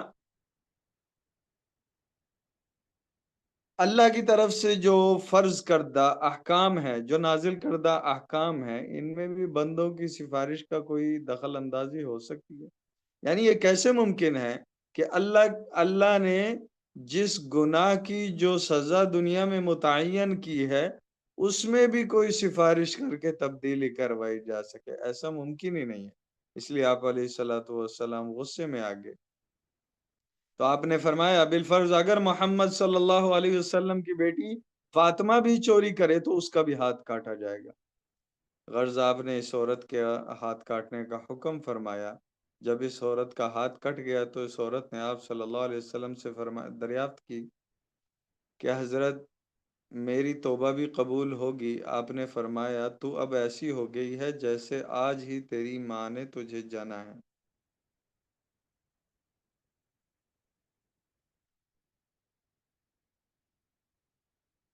تو اس پہ ایک اعتراض فقہا نے کیا ہے، وہ کہتے ہیں کہ جو چوری شدہ مال ہے، اس کی کتنی مقدار پر ہاتھ کاٹا جائے گا؟ یعنی مال مسروقہ کی مقدار پر ہاتھ کاٹنے پر اعتراض یہاں پہ پیدا ہوتا ہے۔ تو فقہا پر ایک اعتراض بنتا ہے کہ جو مال مسروقہ کی مقدار ہے اس کے بارے میں اعتراض یہ ہے کہ دیکھو اگر کوئی شخص جو ہے کسی کا ہاتھ کاٹ دے تو اس کی شرعی دیت جو ہے وہ 500 دینار ہے۔ اگر کوئی بندہ کسی کی کوئی چیز چرا لے تو 3 یا 10 درہم یا 500 دینار کی مالیت جو ہوگی اس پر ہاتھ کاٹ دیا جاتا ہے۔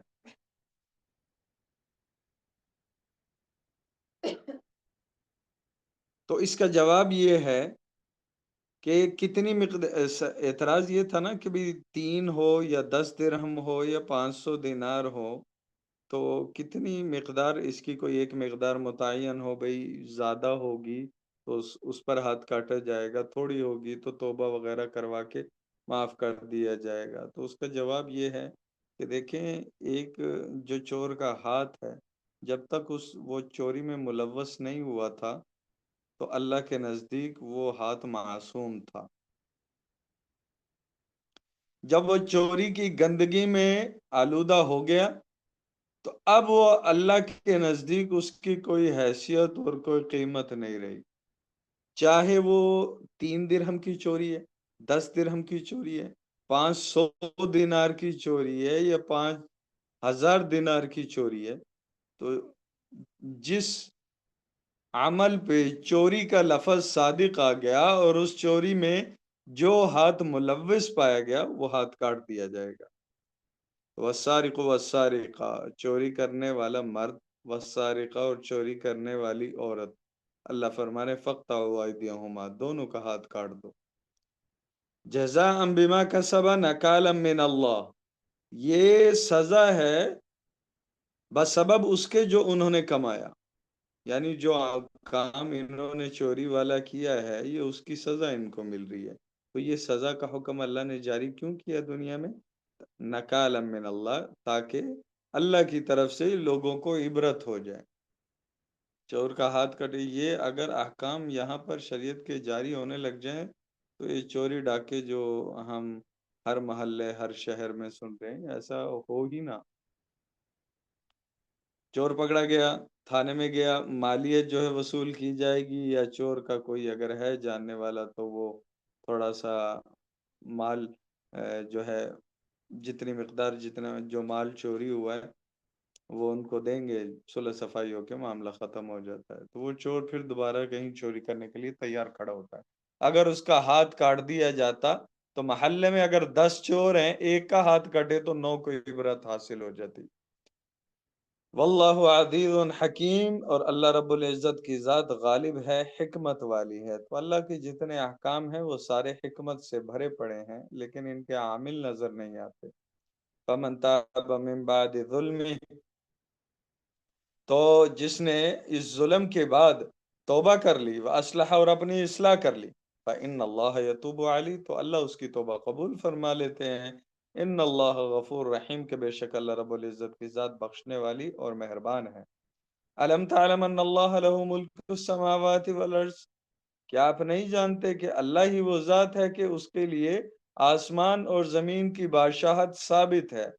یعذب من یشاء، عذاب دیتا ہے جس کو چاہتا ہے، ویغفر لمن یشاء، بخش دیتا ہے جس کو چاہتا ہے. واللہ علی کل شیء قدیر، اللہ ہر چیز پر قادر ہے، وہ مرضی والا ہے، جو چاہے وہ کرے، جیسے احکام وہ چاہے نازل کرے. انسان کے لیے ان پر عامل بننا ضروری ہے. اب یہ جو آخری 3 آیات ہیں ان کا ایک شان نزول ہے. اس شان نزول یا ایھا الرسول لا يحزن، اس آیت کے تحت اس کے شان نزول میں 2 واقعے بیان کیے جاتے ہیں. ایک تو شادی شدہ مرد و عورت کا ہے. تورات میں جو یہودیوں کی کتاب، اس میں شادی شدہ مرد و عورت اگر زنا کر لیتے ہیں تو ان کی سزا وہاں بھی سنگسار ہے کہ ان کو رجم کیا جائے، اور آج بھی یہی ہے. لیکن یہ واقعہ چونکہ ایک بڑے گھرانے کا تھا، اور وہ بڑا گھرانہ جو تھا وہ سنگساری سے، رجم سے بچنا چاہتے تھے، اس لیے انہوں نے مشورہ کیا کہ محمد صلی اللہ علیہ وسلم کے پاس فیصلہ کرائیں. تو دیکھیں یہاں پر ایک بات سمجھیں کہ آپ علیہ الصلوۃ والسلام جب مدینہ ہجرت کر کے تشریف لے کر آئے تو وہاں چونکہ یہودیوں کے قبائل آباد تھے، اور یہودی ان کی کتاب میں جس برے کام کی سزا اللہ کی طرف سے جو نازل ہوئی ہے، اگر وہ اس سے بچنا چاہتے، اگر وہ اس پر عمل نہ کرنا چاہتے اور بچنے کی کوشش کرتے، تو وہ ہیلہ یہ تلاش کرتے تھے کہ چلو محمد صلی اللہ علیہ وسلم کے پاس چلتے ہیں، شاید ان کے دین میں اس کی کوئی جو ہے اس سزا سے بچنے کا کوئی راستہ ہوگا. تو یہاں بھی ان کا معاملہ یہی تھا. ویسے اپنے معاملات، اپنے مقدمے جو ہیں، اپنے کیس، وہ آپ علیہ الصلوۃ والسلام کے دربار میں نہیں لے کر جاتے تھے. اگر ان کے حق میں فیصلہ ہوتا نظر آتا تو آپ علیہ الصلوۃ والسلام کے پاس چلے جاتے، اور اگر ان کے خلاف فیصلہ ہوا نظر آتا تو پھر اپنے یہود علماء کے پاس ہی رہتے تھے. تو یہ ان کا کام تھا. تو یہ بھی یہودیوں کا ایک خاندان تھا. تو مرد و عورت سے زنا ہو گیا، تو یہ مقدمہ آپ علیہ الصلوۃ والسلام کے پاس لے کر آ گئے.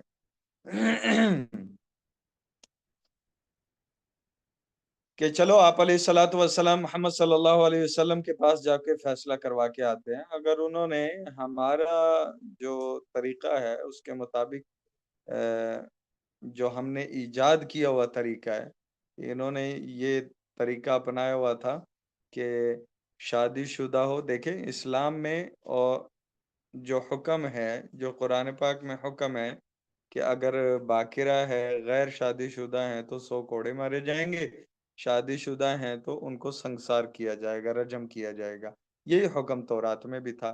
تو انہوں نے تورات والے حکم میں جو رجم کا تھا وہ انہوں نے یعنی غیر شادی شدہ عورت جو ہیں، شادی شدہ عورت اور مرد اگر زنا کر لیتے ہیں اس کی بھی سزا وہی مقرر کی ہوئی تھی جو غیر شادی شدہ مرد و عورت کی ہوئی، جو سزا نازل ہوئی تھی. تو یہ ان کی اپنی طرف سے ایک ایجاد تھی. حالانکہ تورات میں شادی شدہ مرد و عورت کی سزا وہ رجم ہی تھی. تو اب انہوں نے کہا کہ یہود علماء نے تو یہ فیصلہ دے دیا کہ ان کو رجم کیا جائے. تو انہوں نے کہا چلو محمد صلی اللہ علیہ وسلم کے پاس چلتے ہیں. اگر وہ ہمارے ایجاد کردہ طریقے کے مطابق، یعنی انہوں نے کوڑے مارے اور منہ کالا کر کے جو ہے ان کو گھمانے کی یہ والی اگر سزا تجویز کی تو مان لیں گے، اگر رجم کا فیصلہ سنایا تو نہیں مانے. چنانچہ معاملہ کیا ہوا، عبداللہ بن عمر رضی اللہ تعالیٰ عنہ فرماتے ہیں کہ یہودی نبی کریم صلی اللہ علیہ وسلم کی خدمت میں حاضر ہوئے اور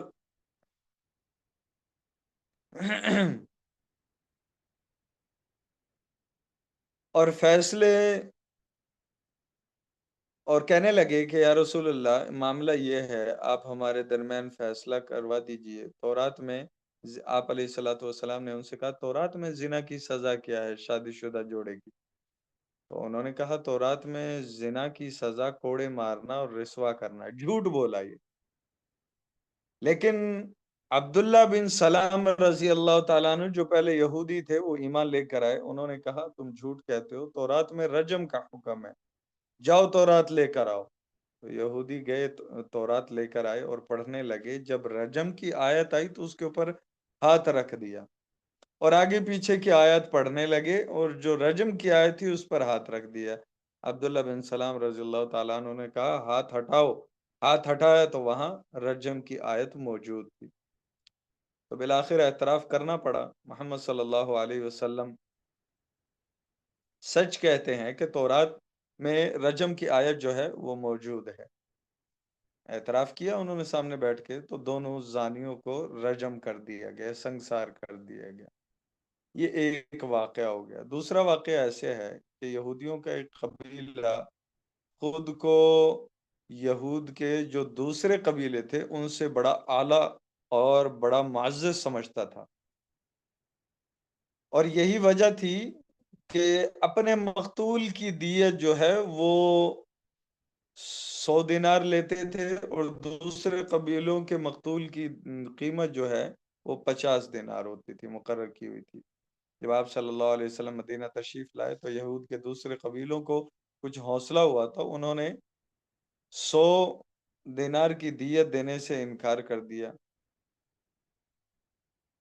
جو چھوٹے قبیلے تھے انہوں نے بڑے قبیلوں کے 100 دینار کی دیت دینے سے انہوں نے انکار کر دیا. اب معاملہ بالکل قریب ہی تھا کہ ان کے درمیان آپس میں جنگ چھڑ جائے، لیکن ان کے چند سمجھدار اور اہل علم جو لوگ ہیں وہ نبی صلی اللہ علیہ وسلم کے پاس فیصلہ کرنے پر راضی ہو گئے. تو اس موقع پر یہ آیت نازل ہوئی. تو جن میں سے ایک آیت میں برابری کا حکم دیا جا رہا ہے. یا ایھا الرسول، اے رسول اللہ صلی اللہ علیہ وسلم، لا يحزنک الذین، آپ کو غمگین نہ کر دیں وہ لوگ، یسارعون فی الکفر، جن کو کفر کی بڑی جلدی ہے، جو ایسے اعمال جلد بازی سے اپناتے جا رہے ہیں جو ان کو کفر کی طرف لے جا رہے ہیں. من الذین قالوا، ان میں سے بعض لوگ ایسے ہیں جو کہتے ہیں آمنا بافواہہم، جو کہتے ہیں ہم ایمان لے کر آگے، بافواہہم، اپنے منہ سے یہ کہتے ہیں، زبان سے یہ کہہ رہے ہیں، ولم تؤمن قلوبہم، حالانکہ ان کے دل ایمان نہیں لے کر آئے، یعنی ایمان ان کے دلوں میں داخل نہیں ہوا، صرف زبان سے نکل رہا ہے. ومن الذین ہادوا، اور بہت سے لوگ، بعض لوگ جو یہودی ہیں، سماعون للکذب سماعون لقوم آخرین، تو وہ جھوٹ کی جاسوسی کرنے والے لوگ ہیں۔ وہ کس کی جاسوسی کرنے والے لوگ ہیں؟ جھوٹ کی جاسوسی کرنے والے۔ مراد یہ ہے کہ جھوٹ سے یہ بہت خوش رہتے ہیں اور جھوٹے کاموں میں ان کو بہت تسکین ملتی ہے۔ تو یہ لوگ کیا کرتے ہیں کہ آپ علیہ السلام ہیں تو منافق نا، آپ علیہ الصلوۃ والسلام کی مجلس میں آ کے بیٹھیں گے، زبان سے کہہ رہے ہیں کہ ہم ایمان لے کر آگے ہیں، تو ظاہری میں نے بتایا کہ منافق کو بھی اس کے ظاہر کے اعتبار سے مسلمان ہی شمار کیا جاتا ہے۔ تو آپ کی مجلس میں آ کر بیٹھتے تھے، دراصل آپ کی واعظ و نصیحت سننے کے لیے نہیں آتے تھے، بلکہ جاسوسی کرنے کے لیے آتے تھے۔ سماعون لقوم آخرین، یہ جاسوسی کرتے تھے دوسری قوم کے لیے، یعنی اپنی قوم یہودیوں کے لیے۔ تو یہ کیا کرتے تھے؟ آپ علیہ الصلوۃ والسلام کی مجلس میں جو واعظ و نصیحت ہوتی، ان کے الفاظ کو گھما پھرا کر جا کر وہاں بتاتے تھے، اور لوگوں میں یہ بیان کیا کرتے تھے کہ محمد صلی اللہ علیہ وسلم ایسا کہہ رہے ہیں، تاکہ دوسرے لوگوں کو اور کمزور مسلمانوں کو شبہات میں ڈال دیں، اور وہ یہ سمجھے کہ یہ دین کوئی مضبوط دین نہیں ہے کہ جس کے نبی ایسی باتیں فرما رہے ہیں، حالانکہ وہ آپ علیہ الصلوۃ والسلام کا کلام نہیں۔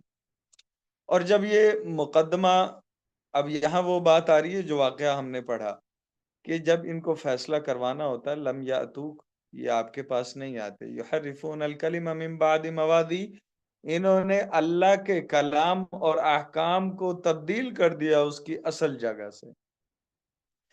تو اگر بدرجہ مجبوری ان کو آپ کے پاس آنا پڑ جاتا ہے، یقولون، تو یہ کہتے ہیں ایک دوسرے سے، ان اوتیتم ھذا فخذوہ، اگر تمہیں تمہاری مرضی کے مطابق یہ حکم مل جائے، یہ فیصلہ مل جائے، فخذوہ، تو اس فیصلے کو لے لینا، وَإِن لَّمْ تُؤْتَوْهُ، اگر تمہاری خواہش کے مطابق فیصلہ نہ ملے، فاحذروا، تو اسے چھوڑ دینا۔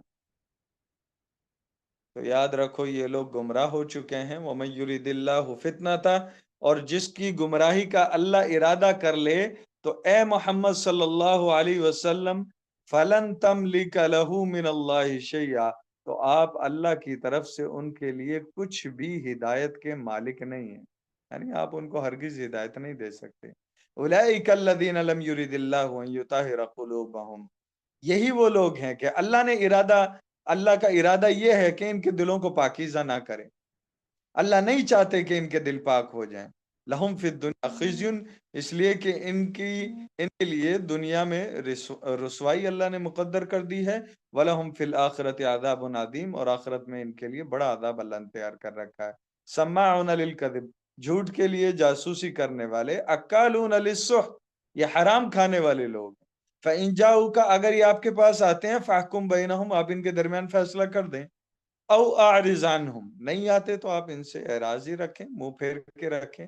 وَإِن تُعْرِضْ عَنْهُمْ، اگر آپ ان سے اعراض کریں گے، منہ پھیر بھی لیں گے، اور اگر، اس کی تفسیر میں یہ بات، اگر معاملہ یہ ہے کہ آپ ان کے خلاف بھی فیصلہ دے دیتے ہیں، تو پریشان نہیں ہونا، فَلَن يَضُرُّوكَ شَيْئًا، یہ ہرگز بھی آپ کا کچھ نہیں بگاڑ سکتے۔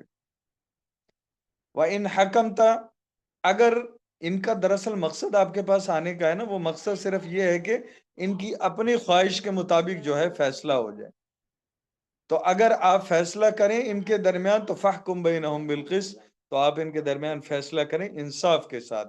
کیوں؟ ان اللہ یحب المقسطین، کہ انصاف کرنے والوں کو اللہ رب العزت پسند فرماتے ہیں۔ وَكَيْفَ يُحَكِّمُونَكَ وَعِندَهُمُ التَّوْرَاةُ فِيهَا حُكْمُ اللَّهِ، اب یہ آپ کو منصف کیسے بنائیں گے؟ یہ آپ کو کیسے منصف بنائیں گے؟ کیسے اپنے فیصلے کے لیے آپ کو چنیں گے؟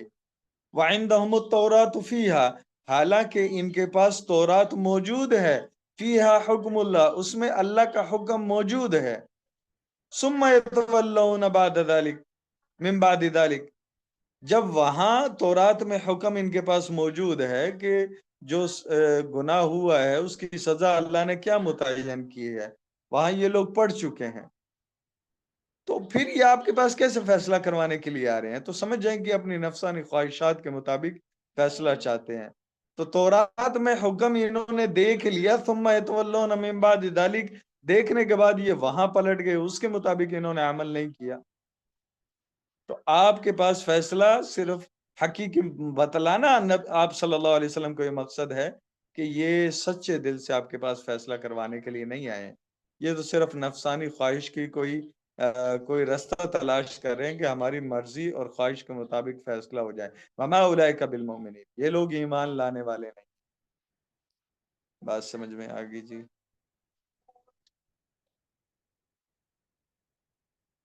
جی استاد۔ کوئی سوال سبق کے متعلق؟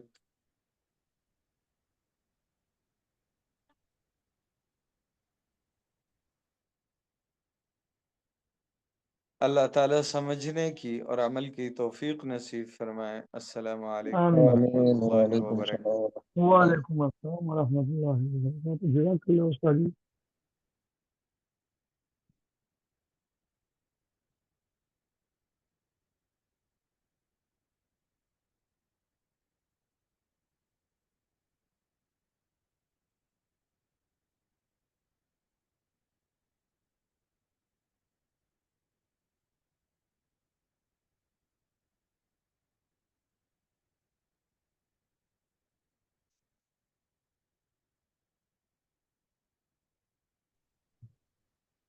السلام علیکم ورحمۃ اللہ وبرکاتہ۔ وعلیکم السلام السلام ورحمۃ اللہ وبرکاتہ۔ ورحمۃ اللہ وبرکاتہ۔ کیا حال ہے جی ساتھیوں کے؟ ٹھیک ہیں؟ خیریت سے؟ جی اللہ کا شکر سر، آپ سنیں ٹھیک ہیں؟ جی الحمدللہ ماشاء اللہ جی، فائدہ ہو رہا ہے۔ وہ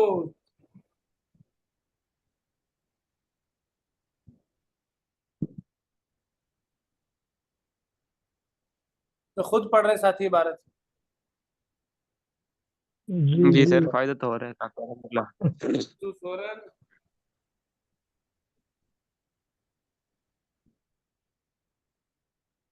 انشاءاللہ بہت فائدہ ہو۔ انشاءاللہ سر۔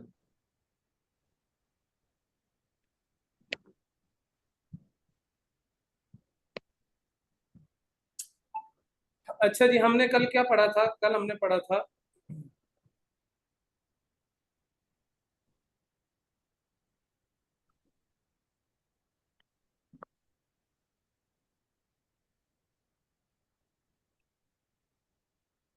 کہ اگر فعل مضارع کے شروع میں لفظ لن لگا دیں تو کیا تبدیلیاں ہوتی ہیں لفظ کے اعتبار سے اور معنی کے اعتبار سے۔ اب دوسری بات یہاں یہ بتا رہے ہیں مصنف رحمۃ اللہ علیہ کہ اگر لم لگا دیں گے نا تو بھی مضارع کے اندر تبدیلی ہوگی، لیکن لم سے ایک عجیب تبدیلی آتی ہے۔ وہ کیا تبدیلی آتی ہے جی؟ وہ تبدیلی یہ آتی ہے لم سے، لفظوں میں عمل یہ کرتا ہے لم کہ لن کی طرح ہی عمل کرتا ہے، فرق یہ ہے کہ لن نصب دیتا ہے، یہ جزم دیتا ہے۔ 5 جگہ پہ جہاں لفظ لن نصب دیتا ہے وہیں 5 جگہ پہ یہ جزم دے دیتا ہے، ساکن کر دیتا ہے آخر میں سے۔ دوسری بات، جہاں فعل مضارع لن جو ہے فعل مضارع کا نون گرا دیتا ہے 7 جگہ سے، لم بھی وہی عمل کرتا ہے۔ یہ تو ہو گیا لفظوں میں عمل۔ معنی میں ایک الگ عمل کرتا ہے۔ دیکھیں مضارع میں مستقبل اور حال 2 معنی ہوتے ہیں، لن نے ان میں سے حال کے معنی کو ختم کر دے مستقبل کے ساتھ خاص کر دیا۔ لم کیا کرتا ہے؟ لم نہ حال کا معنی رہنے دیتا ہے نہ مستقبل کا رہنے دیتا ہے، بلکہ وہ فعل مضارع کو ماضی منفی کے معنی میں کر دیتا ہے، ما فعل اور ما فعل کے معنی میں کر دیتا ہے، منفی معروف اور منفی مجہول کے معنی میں کر دیتا ہے۔ ٹھیک ہو گیا جی؟ منفی معروف اور منفی مجہول کے معنی میں کر دے گا۔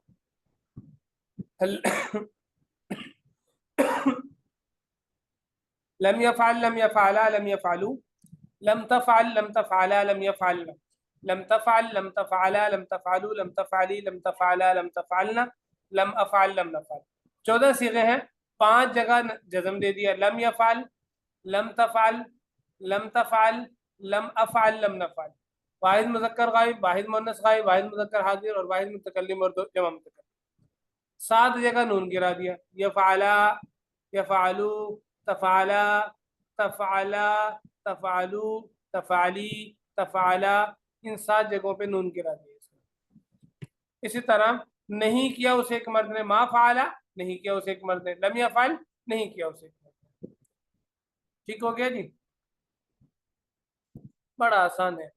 लेकिन एक एक अगर ये तो है, ये जो आपको कायदे सारे बताएं ये है अगर कलमा सही हो। अगर कलमे के आखिर में हरफ इल्लत हो तो लम क्या करेगा, उस हरफ इल्लत को जज़म नहीं देगा बल्कि उस हरफ इल्लत को ही गिरा देगा जज़म की जगह पर।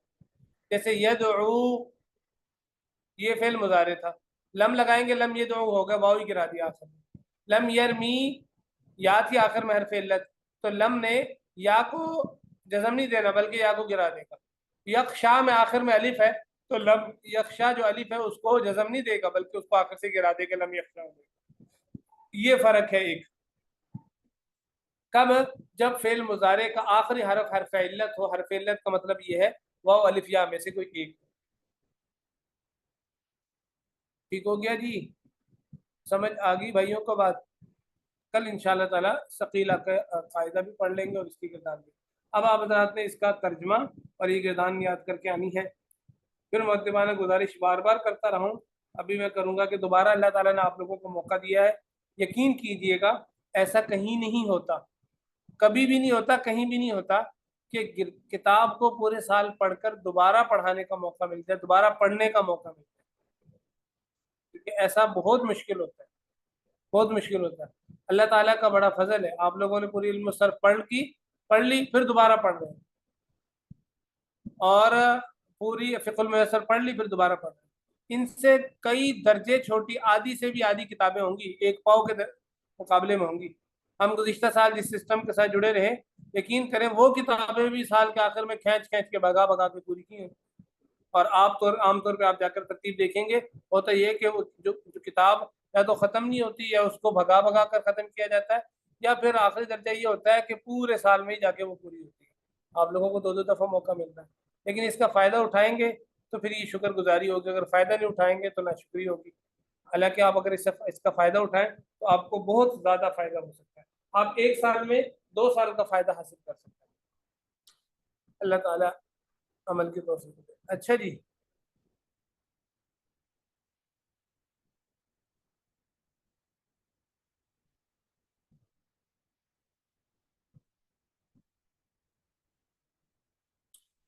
इल्म नहू में हम पढ़ रहे थे हरूफ आमिला 7 थे। पहले हरूफ जारा थे, वो किसी कलमे के आखिर शुरू में आते हैं और आखिर में जर दे देते हैं। दूसरे हरूफ मुशब्बह बिल फेल थे, वो क्या करते हैं, ये भी किसी कलमे के आखिर में आते हैं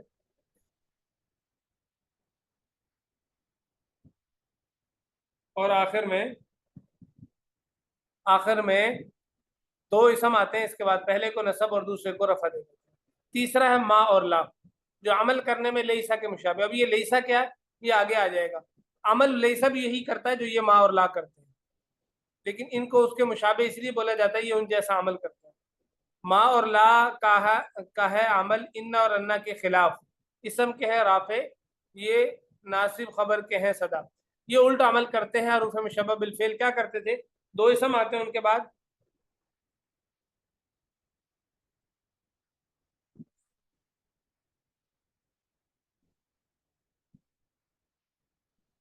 पहले इसम को नसब देते थे, दूसरे को रफा। ये जो है ना मा और ला, ये उसके उल्टा अमल करते हैं, ये पहले को रफा देते तो दूसरे को नसब दे देते। जैसे मा ज़ैदुन क़ाइमन, देखिए यहाँ इन्ना होता तो इन्ना ज़ैदन क़ाइमुन होता, तो इन्होंने उल्टा अमल किया, पहले को रफा दे दिया दूसरे को नसब दे दिया। ला रजुलुन ज़रीफ़न, यहाँ भी यही किया कि पहले को रफा दे दिया दूसरे को नसब दे दिया।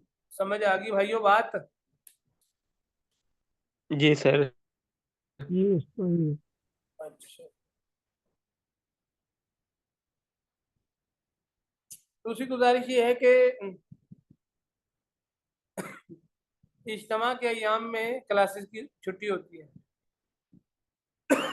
उसकी 2 वजूहात होती हैं, एक तो साथी सफ़र पे होते हैं, कुछ साथी जो इज्तिमा में शरीक हो रहे होते हैं, दूसरा हम भी इज्तिमा में शरीक होते हैं, चाहे एक ही हिस्सा हो, राइवड वाले तो दोनों में ही शरीक हो जाते हैं। तीसरी चीज़ है नेटवर्क का भी बड़ा मसला होता है, यहाँ अक्सर होता है। इस वजह से पहले इज्तिमा की 3 छुट्टियाँ होती हैं, फिर दरम्यान में क्लास शुरू हो जाएंगी, फिर उसके बाद 3 छुट्टियाँ होती हैं और फिर इंशाल्लाह मुस्तकिल क्लासेस चलती रहेंगी। ठीक हो गया भाई? सर जी हफ्ते इतवार तो वैसी छुट्टी है ना, तो फिर ये हाँ जुम्मा देखें, वो इज्तिमा शुरू होता है जुमेरात की शाम को, जुम्मा और जुमरात से छुट्टी होगी। तो जुमेरात को इंशाल्लाह सबक पढ़ लेंगे हम इंशाल्लाह। ठीक है। सर जुमरात को तो इज्तिमा शुरू होगा ना, हाँ तो लोग तो पहुंचना शुरू हो जाएंगे वहाँ, फिर सिग्नल का भी इशू होगा, कुछ साथी शायद ना भी हो मौजूद। चले, बिल्कुल ऐसी बात है। जुमेरात और जुम्मा 2 दिन ये छुट्टी होगी, हफ्ता इतवार वैसी छुट्टी होगी। इसी जी तरह अगले इज्तिमा में भी जुमे, यही 2 छुट्टियां, टोटल 4 छुट्टियां होंगी हमारी इज्तिमा। जी सर जी ये ठीक है। बस ये उधर मजबूरी रेवंड में है ना हम, फिर ये होता है, और फिर इज्तिमा में शिरकत करना ये तो ज़रूरी है, लेकिन असल जो आप लोगों की छुट्टी का मसला है ना, वो सिग्नल वगैरह का मसला होता है। फिर मेहमानों की आमदरफ्त बहुत ज़्यादा होती है हमारे यहाँ। मदरसा जी जी थोड़े से फासले पे यहाँ भी होती है आमदरफ्त वो काफ़ी, लेकिन वो घर जो है वो इसी तकरीबन 2 साल हो गए मुझे यहाँ जामिया में शिफ्ट हुए, तो वो घर खाली है, उसको किराए पे नहीं दिया, वो तैयार अभी सफाई सुथराई करके उसको तैयार किया हुआ। सर वो मेहमानों के लिए छोड़ा हुआ, उसके अब किराए पे देता ही नहीं हूँ मैं, के साथी आ जाए, तालिब इल्म आ जाते हैं और दोस्त अहबाब आ जाते हैं, अक्सर उलमाए कराम, मुफ्तियान कराम आ जाते हैं, तो फिर बाहर के मेहमान आ जाते हैं, तो उनके लिए, सबके लिए आसानी हो जाती है। सर जी हमारे एक ये साथी हैं अकबर भाई नार्वे वाले, आप लोगों को शुरू शुरू में बड़ी पाबंदी के साथ आ रहे थे, अभी तो जमात में चल रहे, तो वो भी आए हुए हैं यहाँ 4 महीने के लिए, माशाल्लाह 4 महीने लगा रहे हैं। तो इस तरह के साथी, और बैरून वाले, अंदरून वाले उलमा, और कुछ करीबी साथी, तलबा, ऑनलाइन वाले, पिछले सालों वाले भी आते रहते हैं, अभी भी आते हैं, तो वो फिर उन हजरात की खिदमत के लिए ही छोड़ा हुआ है, इसमें ज़रा आसानी हो जाती है। तो सर जी अगर हमारे मरकज इस के क्लास करीब वाले साथी आएंगे तो फिर वो आपकी क्या राय है, हम पंडाल में रहे या आपकी तरफ कोई आए साथी? अमाल के एतबार से तो मेरे ख्याल से पंडाल में रहना चाहिए, बाकी घर पे जब मर्जी, जिस वक्त मर्जी आए, मतलब जैसे होता है जी, खाने वगैरह का तकाजा है, आराम का तकाजा है, वहाँ कोई अमल, कोई मुश्किल है, नहाने, गुसल गुसल वगैरह का मसला है, कपड़े वगैरह, सामान इजाफी है, हर चीज़ के लिए जिस तरह का है, मतलब वो मैंने तो हमारा मरकज़ के बिल्कुल मुत्तसिल 7 घर है, वहाँ किराएदार बहुत ज़्यादा आते हैं, लेकिन वो मैंने सिर्फ इसीलिए वक़्फ़ किया हुआ कि जी वो बस मेहमानों के लिए, मेहमानों की खिदमत के लिए। मोबाइल चार्जिंग वगैरह भी साथ ही कर लेते हैं, इत्मीनान से थोड़ा सा बैठ भी जाते हैं, और कुछ थोड़े इनफरादी काम होते हैं तो वो भी साथ ही कर लेते हैं, इस एतबार से। अल्लाह अकबर। चलिए जी, जज़ाकुमुल्लाह, अल्लाह रब्बुल इज़्ज़त आप हज़रात का बैठना कबूल फरमाए, दुआओं की आमीन रखा। आमीन अस्सलामु आमीन। अलैकुम व रहमतुल्लाहि। वालेकुम सलाम। वालेकुम सलाम व वालेकुम रहमतुल्लाह। सलाम व रहमतुल्लाहि व बरकातहू। जज़ाकल्लाह।